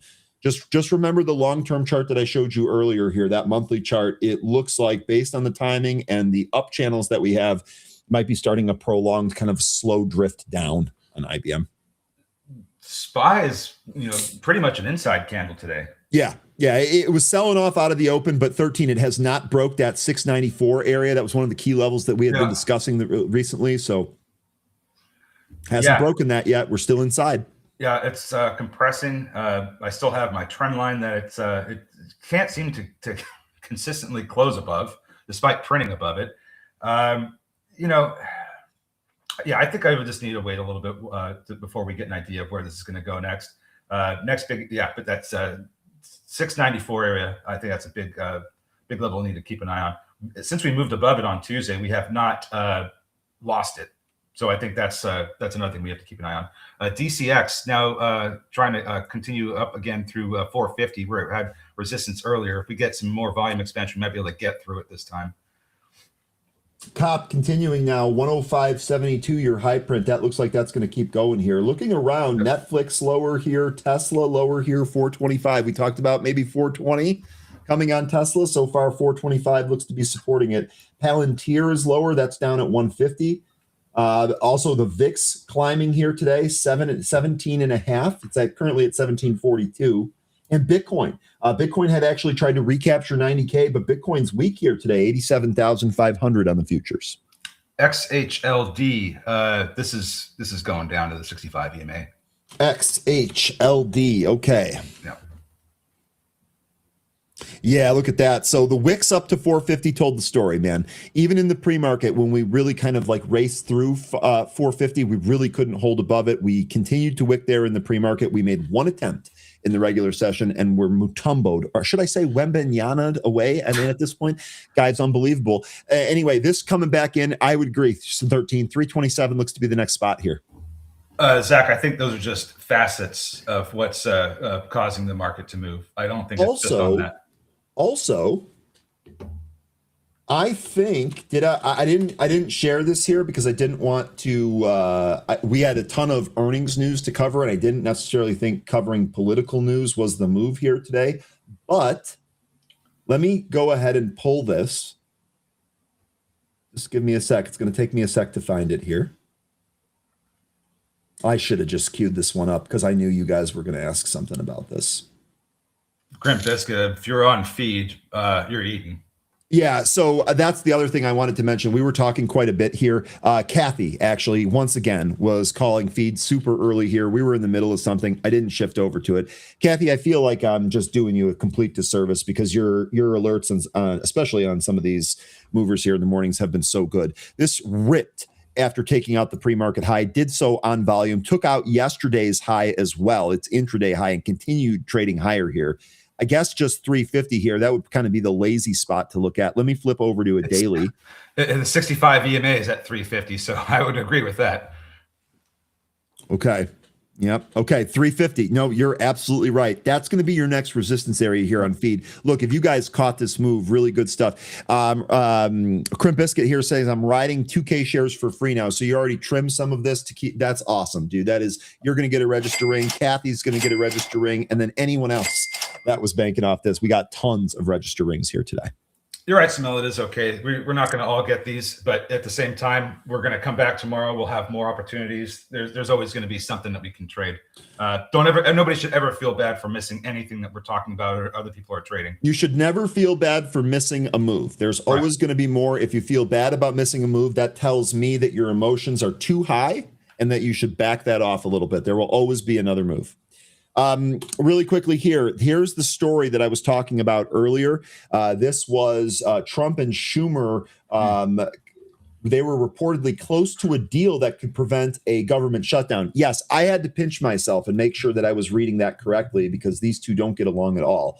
The story that I just linked there goes into a little bit more of what they're talking about, but it does seem like those shutdown fears at least have cooled a little bit. I don't want to get too far ahead of myself and make political predictions, but it does look like that's cooling here. By the way, S&P 500 and NASDAQ continue to pull. We are really seeing them sell off here. And I'm kind of, thinking to myself when I see these jobless claims, kind of wondering, well, these are a little bit elevated. Well, at least the continuing jobless claims wasn't, but the initial was. And I'm starting to think, was the Fed rate decision the right call? I mean, I'm sure that it was, but when you get these figures that indicate that joblessness is continuing to rise, I think that's when you get questioning happening. You know what I mean? Yeah. No, I think that you're probably right about that. Zach saying Dems and the GOP don't want to shut down. Totally agree. I don't think anyone wants this. Just like I said last time, I really hope cooler heads prevail. The information that we're seeing is maybe that's the case here. We'll see how it shakes out, though. We will see how it shakes out. Can't control that. Sadly, I'm now out of feed at 320. Kathy, I'm assuming that you made some pretty nice money off of that, so we'll give you a register ring. We were getting some multiple calls for the Chewbacca roar, so we'll just throw that in there too. It's a great day. Oh, wow. Look at the SQQ. It's so awesome. 64, huh? Man, they must have, I don't know when they reverse split that, but they must have done it recently. Remember, this thing, keeps on going down until it's... Well, isn't that the SOXS? That was, let's see. Let's take a look. SOXS. Yeah, this is the one, 13, because this is still $1.75. This one I really think needs to be reverse split for people to trade this one. GCTS that was getting mentioned earlier, that has been getting support from the near the 65 EMA. We just moved through the VWAP. Keep an eye on this one. We're approaching some of the pre-market resistance levels. This is not looking too bad right now, but needs more volume. We really want this to get through the VWAP. The last test here stopped it. And your XHLD might be finding some support down there near 350. It's either just doing that or it's just getting ready to drop lower. Yeah, I'm not sure about XHLD right now. This was the one that they had there was no news, but they had the conference going on for today and yesterday where they may have said something or given an update. Let's see if there's any news on that came out since then. Maybe they've got something for us here. Nope, not yet. So don't know exactly why it's going, but I'm pretty sure it has something to do with what was said in that conference. Meta is actually just recapturing its 65 EMA. Remember, this ran into the impulse move high from the after hours, sold off. Looks like it's actually trying to firm up here. I am seeing some call buying on this, but 725 looks to be that area that it's trying to recapture. Han says he sold Cat. Hopefully it's got a good new home, but Caterpillar, you sold into the strength, I'm assuming. I mean, just shoot, you're sold into all-time highs. It's fantastic. Yeah, after earnings, all-time highs. I mean, this is where you want to sell. Yeah, it was a great idea. Great trade. Well done. I mean, I'm not hearing the register ring. There it is. That was good. So I think I think that was a good move. 680. That does look like a short-term top here. Maybe we do see this come back in. I'd be looking at the 50-day SMA for support if we do start coming back in. Okay, SER. So this does look good here, Kath. Well, let's see if we can get back above 4. Right, I think 4 puts 426 in play. Speaking of Cat, there he is. Claw off that carpet. He said, I heard somebody talking about me. He did, and now he's bored and he's leaving. He's too funny. Yeah, because he's like, oh, another cat. Okay. You're talking about another cat? Another cat. Get out of here. What is this blasphemy? Get out of here. We got some selling in some of the space names. I was just looking at Redwire. That went all the way down to 1272. It just recaptured 13 not that long ago and is now coming back up to some of the consolidation areas from the pre-market. I will say, just kind of looking at the broader market here, let's see how the market digests everything at one day after the Fed here, not even 24 hours since that. But so far, honestly, action is pretty ugly today. It's not great. No 100% runners. Yep. Volume seems to be a little bit muted. And so what I would say for some of these movers here, you should be able to find relative strength. And I would say that if you can't find relative strength in some of these, then this is probably a day where sitting on the hands and not trading might be the smart move. Mm-hmm. And if we pull back and then all of a sudden that changes and we start to see some strength, maybe we can change our opinion then. Looking at the breadth here, the only breadth in the negative is the Qs. Everything else is positive, including the Russell. And your call on SER, that's continuing to move up here. 4 coming. So whoever Yep. you guys, I'll tell you what, man, the calls today are popping. You guys that were calling for 4 on the way here we are. Yeah, Big Hurt's been on this one. He's been letting us know in chat. Big Hurt, Kathy, good stuff. Yep, trying to get that 4 print. I mean, it's printed it, but it's trying to close above it. OSO9 is looking to get 1,000 shares of Sidus Space. This is another one of the space plays. They're going to do data centers on the moon. They got a deal with Lone Star. What's your price you're looking for, OSO? What are you looking to? What price is interesting to you? Looks to me like under 3 seems to be the direction it's headed. Is that kind of where you're looking at, or do you have a lower price you're looking for? Look at Feed, man. Feed that was a really good one right out of the gate. Grats to anyone on Feed. Feed me. And oh god, I gotta really highlight this. So you scared the hell out of me. Did you see that? Hi. He's so just gosh, I gotta look at something real quick, because if this is what I think it is, I'm so glad that I said the things I did yesterday. Okay, so don't know why it's we got this down move here, but I'm just looking at the TIRX. This thing is halted to the downside. This is why I explicitly said this is a trade, not a hold.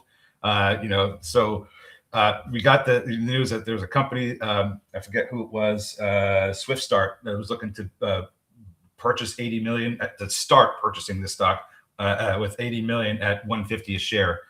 That took us up to 149 yesterday. That should have been the exit. Then ever since then, we've just been going down. Now we're halted the downside, giving back everything that we, we're gaining yesterday. I mean, we're right down into the consolidation from after we opened. So the trade was yesterday. The trade was yesterday. It worked great. This is a Chinese name. Now we're coming back in a day later. None of this should be surprising. This is a really good call, 13. I would not be touching this right now. If you're interested in trading this later, I wait for this to come down much lower. Yeah. Buffalo by Bicycle says, my cat hates not being able to go outside in this weather. So I have a balcony that my cat goes on, and he loves to sleep when it's nice and warm. He is so pissed at winter right now. He's taking it out on me, and he's screaming for food all of the time, and he's bored, and I totally get it. Cold and hungry, just like the day I was born. Okay. SCR still having trouble with that 65 EMA that it's underneath. Still looking for that floor capture. TRX giving it all the way back. Now down to the 65 EMA. We start losing this, I think the party might be over. This is we've been riding the 65 EMA up in this stock since. Which one? 13. Sorry. TRX. Yeah, TRX. Sorry. Been riding the 65 EMA up on this one since yesterday. If we lose this here, then I don't think you want to be in it, because I would think that $2 is the next stop. The next nasty reversal here. Yeah, it was great when we got that first bounce off the 65 EMA. That was beautiful. Nothing looking particularly great. No, it's really not. Let's take a look at Apple ahead of its earnings here tonight. Here's what Apple looks like. So this is just kind of choppy. I say nothing. I say nothing. I say nothing looks particularly good right now. But Feed has just been the winner that so far today, coming up to some of these previous levels that we had as resistance. So $4 we just managed to get through. Let's see if we can hold above $4 now. That is going to be one of the earliest resistance turn support areas. All right, guys. Microsoft, more downside. This thing is down 11% here. We're very quickly approaching our potential 425 spot here on Microsoft. Let me know if anyone is looking for a Microsoft trade here today. I know it's extremely weak here, but I mean, I think at some point this is going to have to find some support.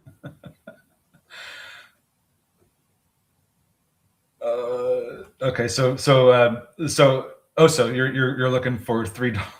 I don't know what if you had said something before, but $3.15. Okay, got you. You're looking for $3.15. All right. And then XHLD, that looks like that's trying to get some support. Big seller in the way at 370. Going to see some more volume to get through that guy or girl. SER, we're still hitting that 65 EMA to get over 4. Looking for that close above 4, and then we'll we'll have our eyes on VWAP after that. I think we might be getting some movement here with DCX as well. That's coming back up over the VWAP. Still has some resistance in the 450 area, though. Might be getting a little bit of a push here in these movers.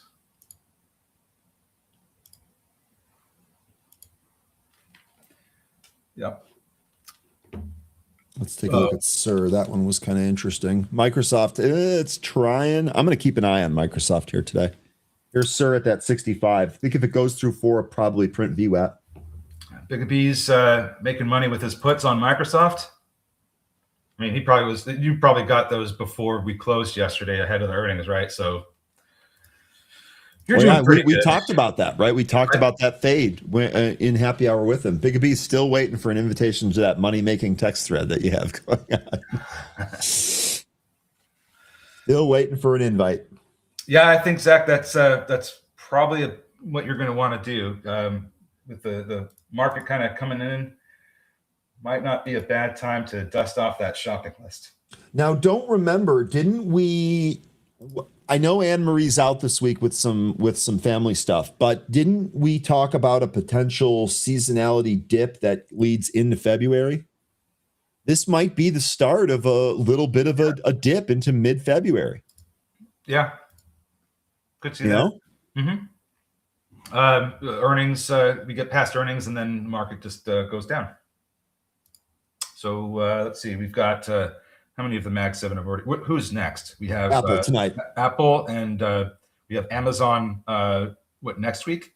Let me get you that exact date here on Amazon. That'll be very easy to do. 7 days. That is a week from today after market. Correct. February 5th. SanDisk tonight too. I know you asked for Mag 7. That's not Mag 7, but I mean those things have been on a massive run. Yeah. I mean, how are those doing here today? By the way, ahead of those earnings. Let's okay, so it's still green, but it's not going ham. Let's check the rest of them too. Let's see about Micron. Same chart. It's having a bit of a flat day right now. Kind of whipping around, trying to figure out a direction. Let's see what we end up getting here with Micron. Okay, Zach was asking about that Feb weakness yesterday. So February traditionally a weak month, but I think that the more specific thing for Anne Marie was that those first 2 weeks of February are likely to be weak, and then you have a possible bounce around middle of the month. And so I'm looking at the date here. Tomorrow's what, the 30th, right? So the weekend, or so February starts on Sunday. So I'm thinking maybe 2 more weeks here. There's some choppiness, possibly some weakness, and then maybe a potential bounce mid-Feb. By the way, Microsoft, we talked about that looking like it might try and bounce there. Yeah, nope. Rolling back over to the lows here. I really think at this point, this 425 area is going to be the next thing to look at. The doorstep of the gap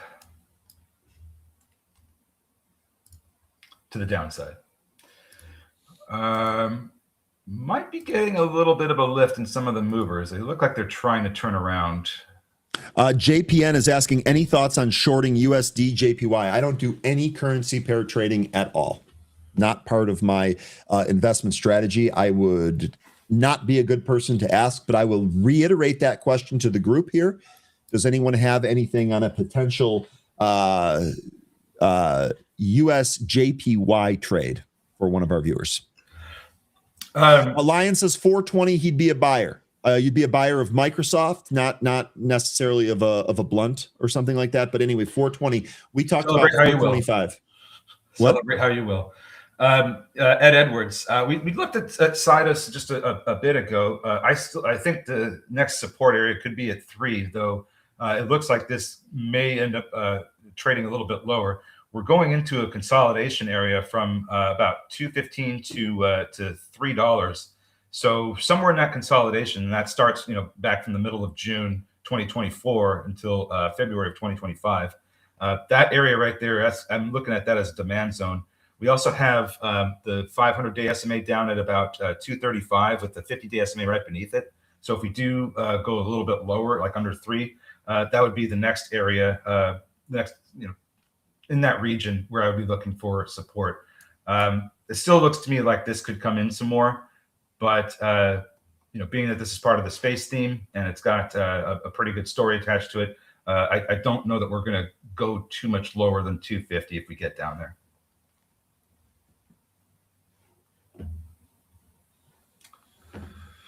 All right. Microsoft continuing to move lower here. I can't wait to see what happens at 425. I'll try and rotate through some other stocks here. I know you guys don't want to stare at Microsoft all day, but bananas moved down 11.5%. Looking to see if TRX is going to continue to get the support from the 65 EMA. It came right down to it, and it's been spending the past 15, 20 minutes trying to get support from that. We'll see if it turns around here and comes back up. Never a bad time to look ahead. Here is what our earnings schedule looks like next week. One of the things to keep in mind here, one of the bigger reports, maybe two of the bigger reports, Disney on Monday morning prior to the open. So that means you need to be positioned if you're going to use options by the end of the week on Friday. And then also Tyson Foods. Now, you brought up a really good point yesterday on the happy hour 13 about some of these food stocks or these more defensive stocks have really kind of outperformed. Part of it, look at Tyson here today. Oh yeah, I'm loving everything about Tyson right now. So do you have any outlook on their earnings? No. No. Okay. I'm just wondering. It's totally fine if you don't. But keep in mind, we have had a really nice rally into their earnings, which is going to be in 4 days on Monday. So yeah, don't know if we're going to see some selling or profit taking on those earnings, or if guidance is going to be so good that we're just going to continue to take off. We are getting really extended. I in my mind, I think we're going to see some pullback here because we're just getting pretty extended. But if earnings are good, then maybe we see some more of this upside towards the top end of the broadening multi-year wedge that I have here. Yeah. If you want to share that chart, drop it in the happy hour chat, and I'll share it here for the group. Lion here saying Tysons suck most of the time. That's a typical Lion comment right there. What I will say about Tyson, one of the things that I've noticed about it is that if you see within like 3 weeks of the earnings, 3 weeks ahead of the earnings, if you see a 5-figure options trade, and when I say 5-figure, I mean 10,000 plus contracts in the trade, that's generally been a very good indicator. I have not seen that in Tyson recently. By the way, VIX above 19 now, on its way back to 20. I'll put up a weekly chart here so we can see more of that wedge. It's going to look really weird when all of a sudden I haven't even said good morning to everybody and I just dropped this Tyson chart. Folks love charts, dude. Folks love charts. They'll be fine. I know, but I need to say hi to everybody before I start dropping stuff in. It's just what I like to do. But anyway, kind of interesting that we're coming up to this 500-week SMA. That value is going to be at 67 almost exactly. So maybe that could be the near-term top in Tyson prior to the earnings. Just something to keep an eye on. But yeah, this broadening wedge, this has been trading in this thing for, over a decade now, or almost over a decade. And it's been working pretty well. I mean, I sold, last time I owned this, I sold up around in the 90s. And then I waited for it to come back down. And I started, and, my cost is in the 40s now. So just waiting for this to, turn back up. It just seems to oscillate for the past decade. So just trading that and investing in that oscillation. It goes up, it's the top of the wedge, I sell, comes back down toward the bottom of the wedge, I buy.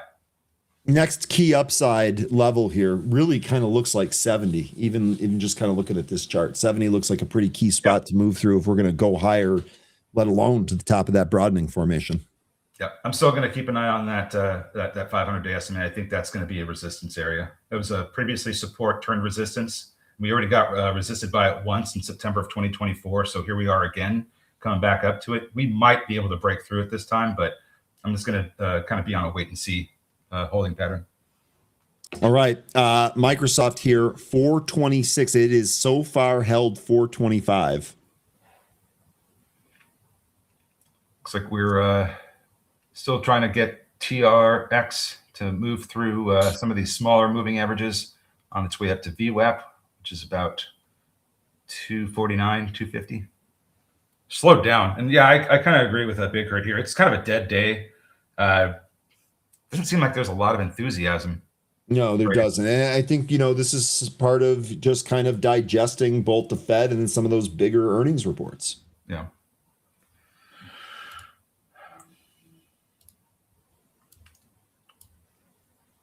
GCTS is getting some volume. Let's take a look. Oh, Bitcoin new lows.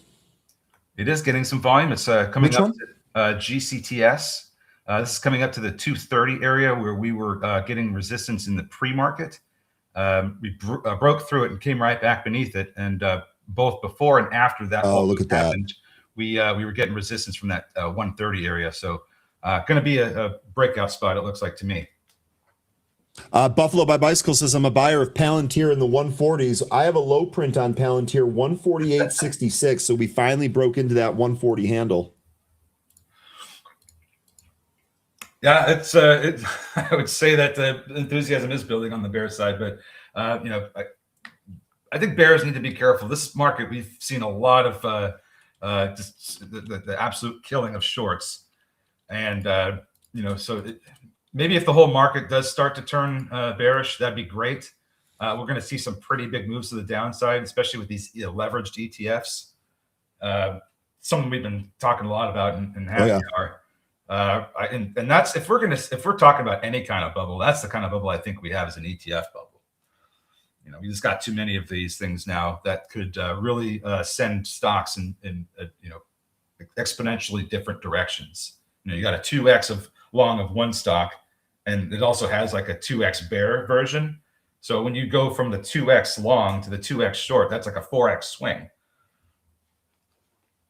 Do I have any levels on USAR? Let's look and see. First, I got to type this thing out properly. I've been struggling with that all day here, 13. Yeah, but I don't have my screen up, so I can get away with it. Very true. Okay. All right, Microsoft. 13. Lion nibbling on Microsoft here. So far, it looks like it held that 425. I had a low print there, 423.93. It looks like it's trying to bounce here. Lion adding. Okay. So USAR, that's not a great looking gap down here. This area, there's an area that I've got marked off with a sideways, sideways consolidation that we ran up and opened above, but then we spent this whole week basically giving it all back. If we are going to see some support, I think it's going to come down around like somewhere in the 19 handle, like maybe 1950. Down near where that, maybe a little bit lower down where that 20-day SMA is. If you look at that, just beneath where that SMA is, there's you can see a clear resistance area from past price action going back to last year and even actually much longer than that. So that 19 area, that might be the next. What ticker is 13? Sorry, this is USAR. USAR, that's right. Yeah, that might be the next support area. That's the one that stands out to me. There are some beneath it, but when you go beneath 19, you run into some demand zones. So if we go into those, then you could see the price maybe go as low as 16, where the bottom of the demand zone is. But 16 to 19, there's demand zones that go back from last year. And by the way, just kind of looking at this daily chart going all the way back to May of last year, your volume point of control is going to be right there at 17. So that 16 area looking pretty good. 1550 for the 200-day. Okay, TRX losing the 65 EMA. I think that's the signal. There's going to be any turnaround in this. There's going to be other support levels we can keep an eye on. 115 maybe. I personally like the 200 EMA more. That's going to be down near around 210. We'll see what happens here. If it immediately recaptures the 65 EMA, that'd be a good sign. But this is the first time we've seen these 5-minute candles close underneath it. So I think that might be the signal.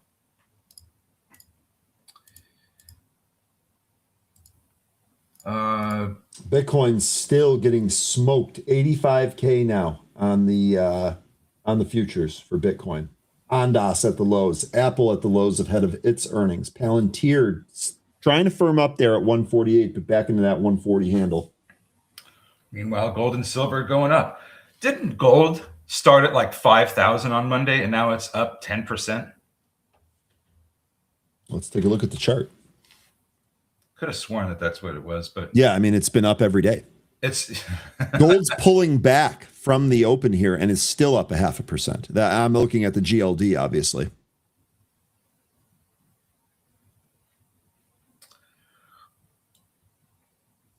I hope that one works out for you too, Oso9. I've got a little bit of kit as well.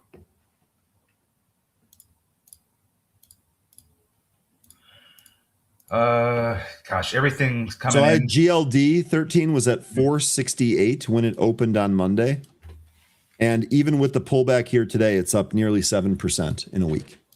Okay. I'm sorry. I was looking at the spot prices. Yeah, no, it's totally fine. I just don't have that in the feed. So no worries. So this thing seems to have, looks like GLD seems to have some kind of issue with 500 so far. This thing is really extended too. Really, really extended. Meta, maybe we're going to recapture a VWAP here. Lion saying every dip is a buy.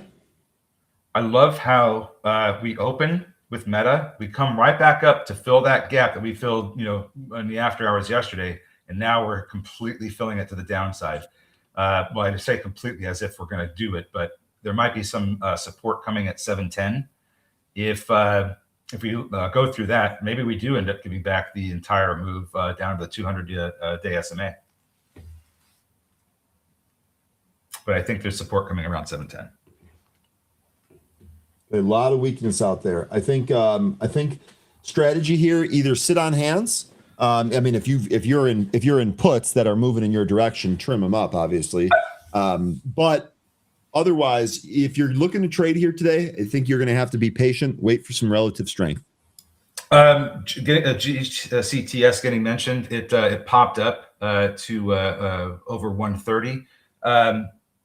Joe, I don't think it's that crazy to me because when you have a weakening dollar, that and there's some other things going on with gold and silver, by the way, not just the weakening dollar. It's like a lot of geopolitical things, but when you have a weakening dollar, it's going to lift both of those because it makes them cheaper to own. And so I think the weakening dollar is going to lift the prices of equities and metals. Microsoft looks like it stopped at about 430 on that bounce. We'll see if it continues to move up, or if it's got the strength to move up here. But man, looks like it stopped there. Not even quite at VWAP yet. Put on a suit of armor if you go long. Iron Man trades. Iron Man trades. That's got to be that suit has to be so uncomfortable. For the actor, or if it was an actual thing. I mean, I don't care about actors, so I mean, if it was an actual thing. Well, I mean, if we want to, talk nerd fiction, I'm sure the smart guy that Tony Stark is thought about comfort when he designed that suit to work for his body. But he's also got AI and billions of dollars and a dream, so he can make it work for him. In a dream. Heat above 4. Big breakout. Feed, what a move. Big breakout in TAL since Alpha Trade. Actors are people too. That's true. That's true. It's funny because we just started talking about this yesterday. So it was LRN yesterday, right? Stride. Now we have TAL today. Oh. Let's pull up the watch list here of my short list of education stocks. I don't have TAL. What's up? You probably put pads on the inside. I didn't think so. Matt and Joe saying the same thing. Joe, probably some internal padding around the crotch area. Yeah. Disney would. Oh, you folks never let me down. I swear, 100%. You too. 100% for not letting me down. So anyway, so you had Stride yesterday. It looks like all these education stocks are down. Don't know when some of these are reporting. Looks Tal like reported this morning. Yeah, well, right. Tal did. UTI reports in 6 days. It looks like did Lincoln Education already report? They might have. I'm not sure. Yeah, they did. That was back on. It was back in November. And then we have EDU, which I don't know when they're. Looks like they also reported already. So we'll see if these. I guess keep an eye on UTI. See if that ends up getting some attention next week as we approach the earnings.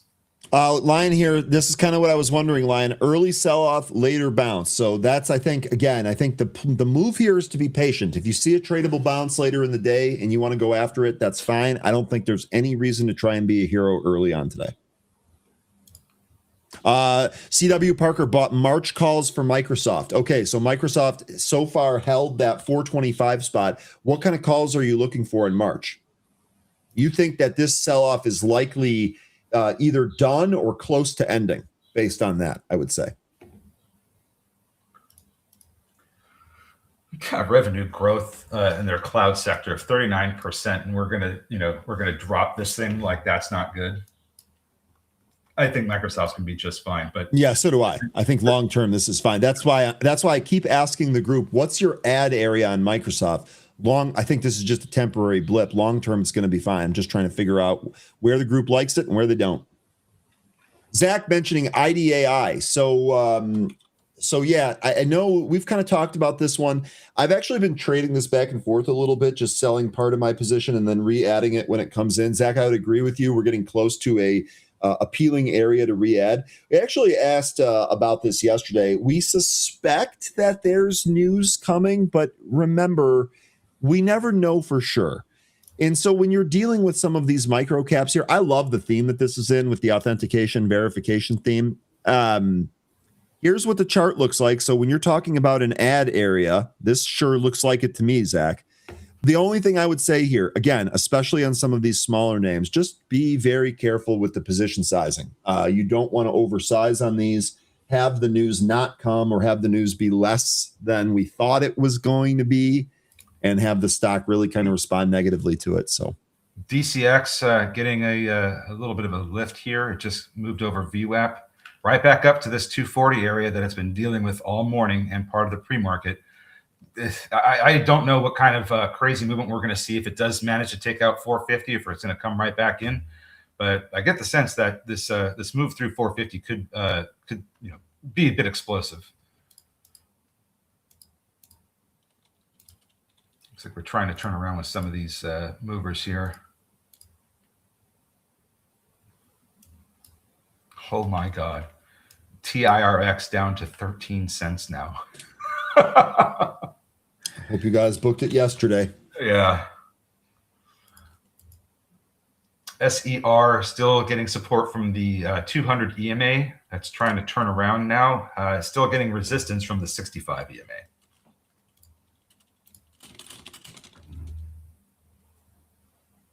March is good seasonality. That's great. He bought the 500 calls. That seems okay. Okay. Let me. You know what? I like the thought there. I really do. I like the thought. I like the time frame. It's possible that maybe we don't get that seasonality bounce in the middle of February, and then it kind of bottoms out in March. But you still might be all right there. The 500 call for March. Let's take a look at that. The 500 call for March. 175 ask. You know what? I'm just going to join you. That even if this doesn't work, got 50 days. Is it really going to move up 50 points in 50 days? Thanks for sharing those, Sonan. I hope that you get some of those results next week. I'm going to try some of this with you, CW Parker. I'm going to go small here, though. If this completely falls out of bed, it might be sad trombone a little, but I'm not gonna let it break me. I do kind of like this thought here, though, and maybe this has bottomed now. even if we get just a little bit of movement and we don't get all the way back up to 500, that just the way that option is priced and the sentiment today, that'll be a winning trade. You took which ones? I took the March 500s, paid 175. And somehow they sold a call for 174 right after it. Come on now. I know it's only 1 penny. It doesn't really matter. Yeah, I'm in small just because I don't trust it yet. 450 by May is better, says Lion. And you're right. That's going to give you more time, obviously, and that's going to be closer. That contract, though, much more. That contract's $2,000 a pop. God, this TIRX is nasty, dude. I don't even want this juju on the screen. Like, I feel like this is bad news. All right, 690 on the SPY. Maybe this is the bounce spot. GCTS actually looking pretty good. Here's your SPY chart, though. We talked about some of these levels, 693, 694, one of those support levels, 690, the next one. So far, we're holding this here.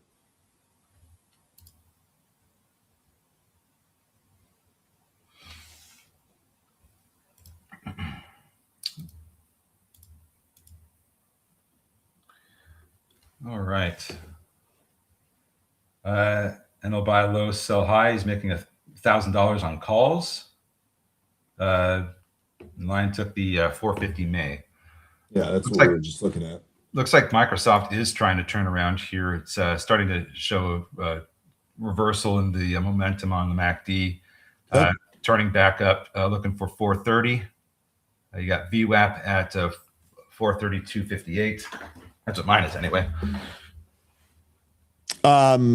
Critical Squid says, I'm late. What happened to the SPY? Well, we basically sold back down to the 690 previous resistance, now support area. It does look like it's kind of digesting some of the bigger earnings reports as well as the Fed decision, which was kind of a nothing burger yesterday. Otherwise, don't really think there was a ton of news. The data prints that we were supposed to get here today, I didn't really notice if the market moved at that time, which is why I didn't cover them. U.S. initial jobless claims 209,000 versus the 206,000 estimate. I don't think that's what's sending us down.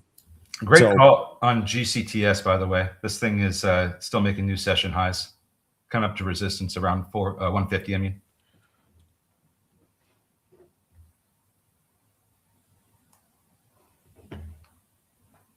they're bringing in some sellers here now.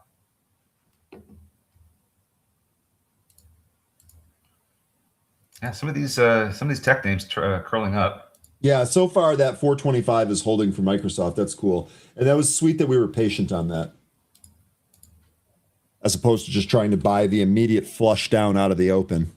Is anyone on BNAI today? I know this dipped and is basically right back to where it was in the pre-market. This stock's been wild recently. Let me know if anyone's on BNAI.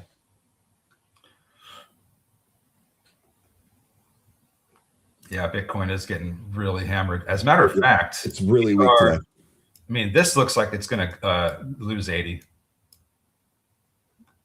I know we're ways away from there, and we're down at a support area where we have seen price reversals, in December and November.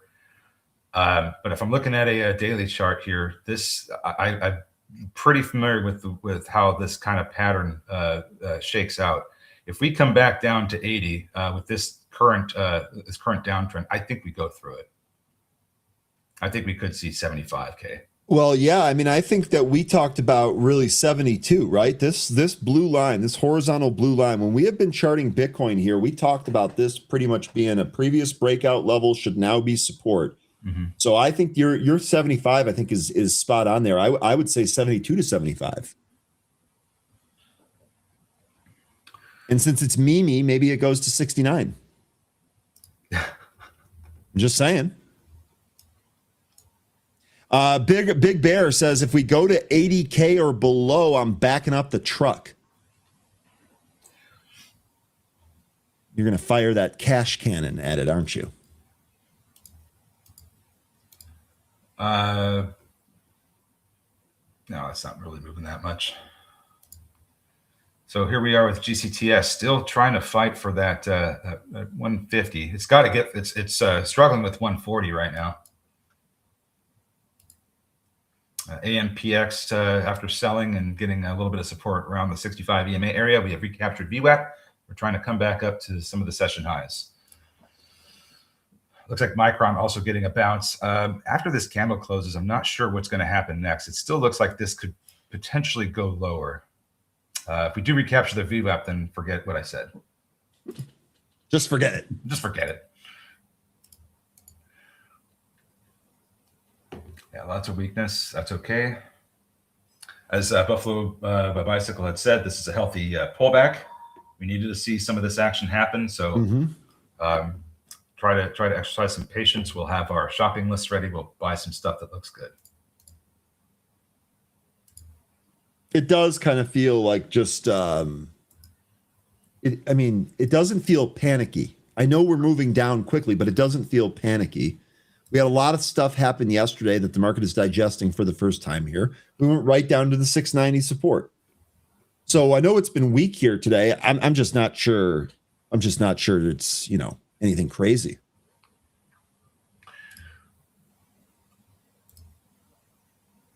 And just trying to find something here that, oh man, TRX. After that first move, that was it. It's now losing this 200 EMA.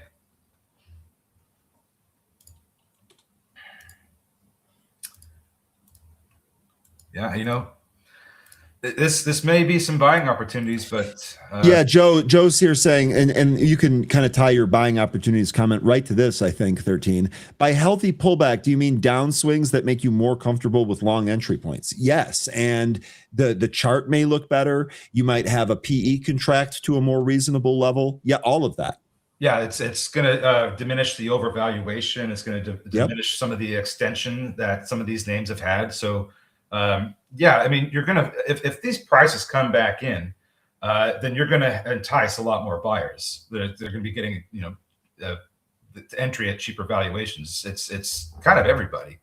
So yeah, and this is great for the market because we don't want this to continue to go up and up and up all the time because that just makes the selling going to be potentially even more steep when it does happen. And it will happen. Mm-hmm. It's something else that we have been discussing. It will happen. All right, 13. We were almost out of time here. Let's go wrap up with some of these movers. And then we'll be done here for the day. Looking forward to tomorrow. We're going to start here with XHLD. This was 10 holdings. Oh, looks like my chart got reset here. This was 10 holdings. Man, oh man, this thing just nothing good here, right? This thing had the impulse move. As soon as this thing opened, we lost VWAP. We've really shown really no attempt to bounce. There was one in here where it tried to bounce off 350 that we talked about a little bit, but never really took out any of those moving averages, was nowhere near the VWAP. 13, this one to me, maybe it kicks up, but I don't think I love this. For me right now, this thing is down to the 65 EMA. It was getting support for the past 10 minutes, but it seems like we are on the verge of closing beneath it if it can't recapture it in the next 55 seconds. If we start getting, we continue to close underneath the 65 EMA, I think we're going to see 3 prints, maybe even lower. So for now, I think I just would be keeping an eye on what the price is doing with that 65 EMA. If we can manage to hold above it, maybe we get a reversal that takes us back up. But if we lose it, I think we're going to see 3 and maybe even lower. Okay, good stuff. Next one on the list here to wrap up is SER. This is Serene Therapeutics. This did have a catalyst here about FDA investigational new drug application. It's still up 40% here, but it really hasn't done anything from the open. It's riding its 200 EMA, so maybe if this gets volume flow and we start to show some relative strength, there could be a trade here later, but so far I don't see entry yet on SER. What do you got? So this one in the pre-market, it came down underneath the 200 EMA briefly and then immediately recaptured it. In the regular session, we've also been testing underneath the 200 EMA and then also recapturing it. So as long as that moving average holds up, I think we could see a recapture of the 65 and potentially even the VWAP. It's been holding up, every time that we've seen the print beneath it. So the next thing I would need to see is to get above that 65 EMA that it's been trying to hit in the regular session here. We can't do that. Probably end up losing the 200 eventually, but for now, it's just going sideways. Okay. Next here on the list, I do have VTIX here, but I don't really think there's anything going on here. This is just kind of rolling over from its direct listing that it just had. DCX, however, was one of our movers. This thing's basically going sideways. This is the regaining NASDAQ compliance catalyst, so it is what it is. Sideways here beneath the VWAP. Maybe if it gets above, what do you think? Maybe. I mean, it's still trying to get above that 450 area. We've been talking about that all day with this one. It lost it in the pre-market around 8 o'clock. Has been trying to recapture it, not able to do so since, even in the pre-market into the open. So if it can't do that, then yeah, it probably will end up trading a little bit lower or just continuing sideways. Remember that this company, as you said, they regained NASDAQ compliance, but they need cash. They need a lot of it. And I don't know if they've raised that yet or what the situation is. We don't have an updated balance sheet, but just looking at their the most recent balance sheet and earnings, they lose a lot of money. So they're going to have to raise some more money. Okay, good stuff there. Next, we have GCTS. This one actually gave us trade here today. Held that 65 EMA, recaptured the 9 EMA through the VWAP. This thing actually went up to 140 where it found resistance. What do you think for the rest of the day here? Well, this is currently struggling with trying to get back up to the through 140 and up to the 151 area that we were seeing in the pre-market. So I think I would just be keeping an eye on VWAP. If we start losing that, then maybe this is going to end up printing lower. I would say 125 would be another support area beneath VWAP. The 65 EMA down around 115 would be another one. So those would be the next two downside levels if we are going to continue with this weakness here in GCTS. But if we get support from VWAP, I'd be keeping an eye on 150. Okay, really good stuff there. And then speaking of weakness here, market new lows. So that's 690 on the SPY. We've actually given that up. Looks like we're rolling here a little bit lower. Just kind of looking at the, what was this? The low print from the 23rd, right? Yeah, the low print from the 23rd here, 687. And maybe 684 after that. So weakness here. What do you got? This is for SPY. So yeah, I think 685. That's going to be an area. We have a previous all-time high at 685 and 54 cents. That's the next big support area that I see, aside from maybe 687. But I think I would lean on that previous all-time high. They've been working out pretty well. So maybe we see some support from that level or 687. That would be the next two support areas I see prior to the 50-day SMA. Okay. All right. 13 really good stuff here again today. We'll be back at this again tomorrow. We do have Apple, SanDisk, and Western Digital tonight, so that should be interesting. Any closing words for the group? We'll see what happens with those, but everybody get some good rest and have a great rest of your day. And I'll be back here tomorrow, and we'll see what Apple earnings reports gives us. Take care, everybody. See you tomorrow. All right. That is 13 really good stuff. Again, folks, we're done here for the day. Enjoy the rest of your Thursday. Stay green, stay safe, stay focused. We'll see you tomorrow.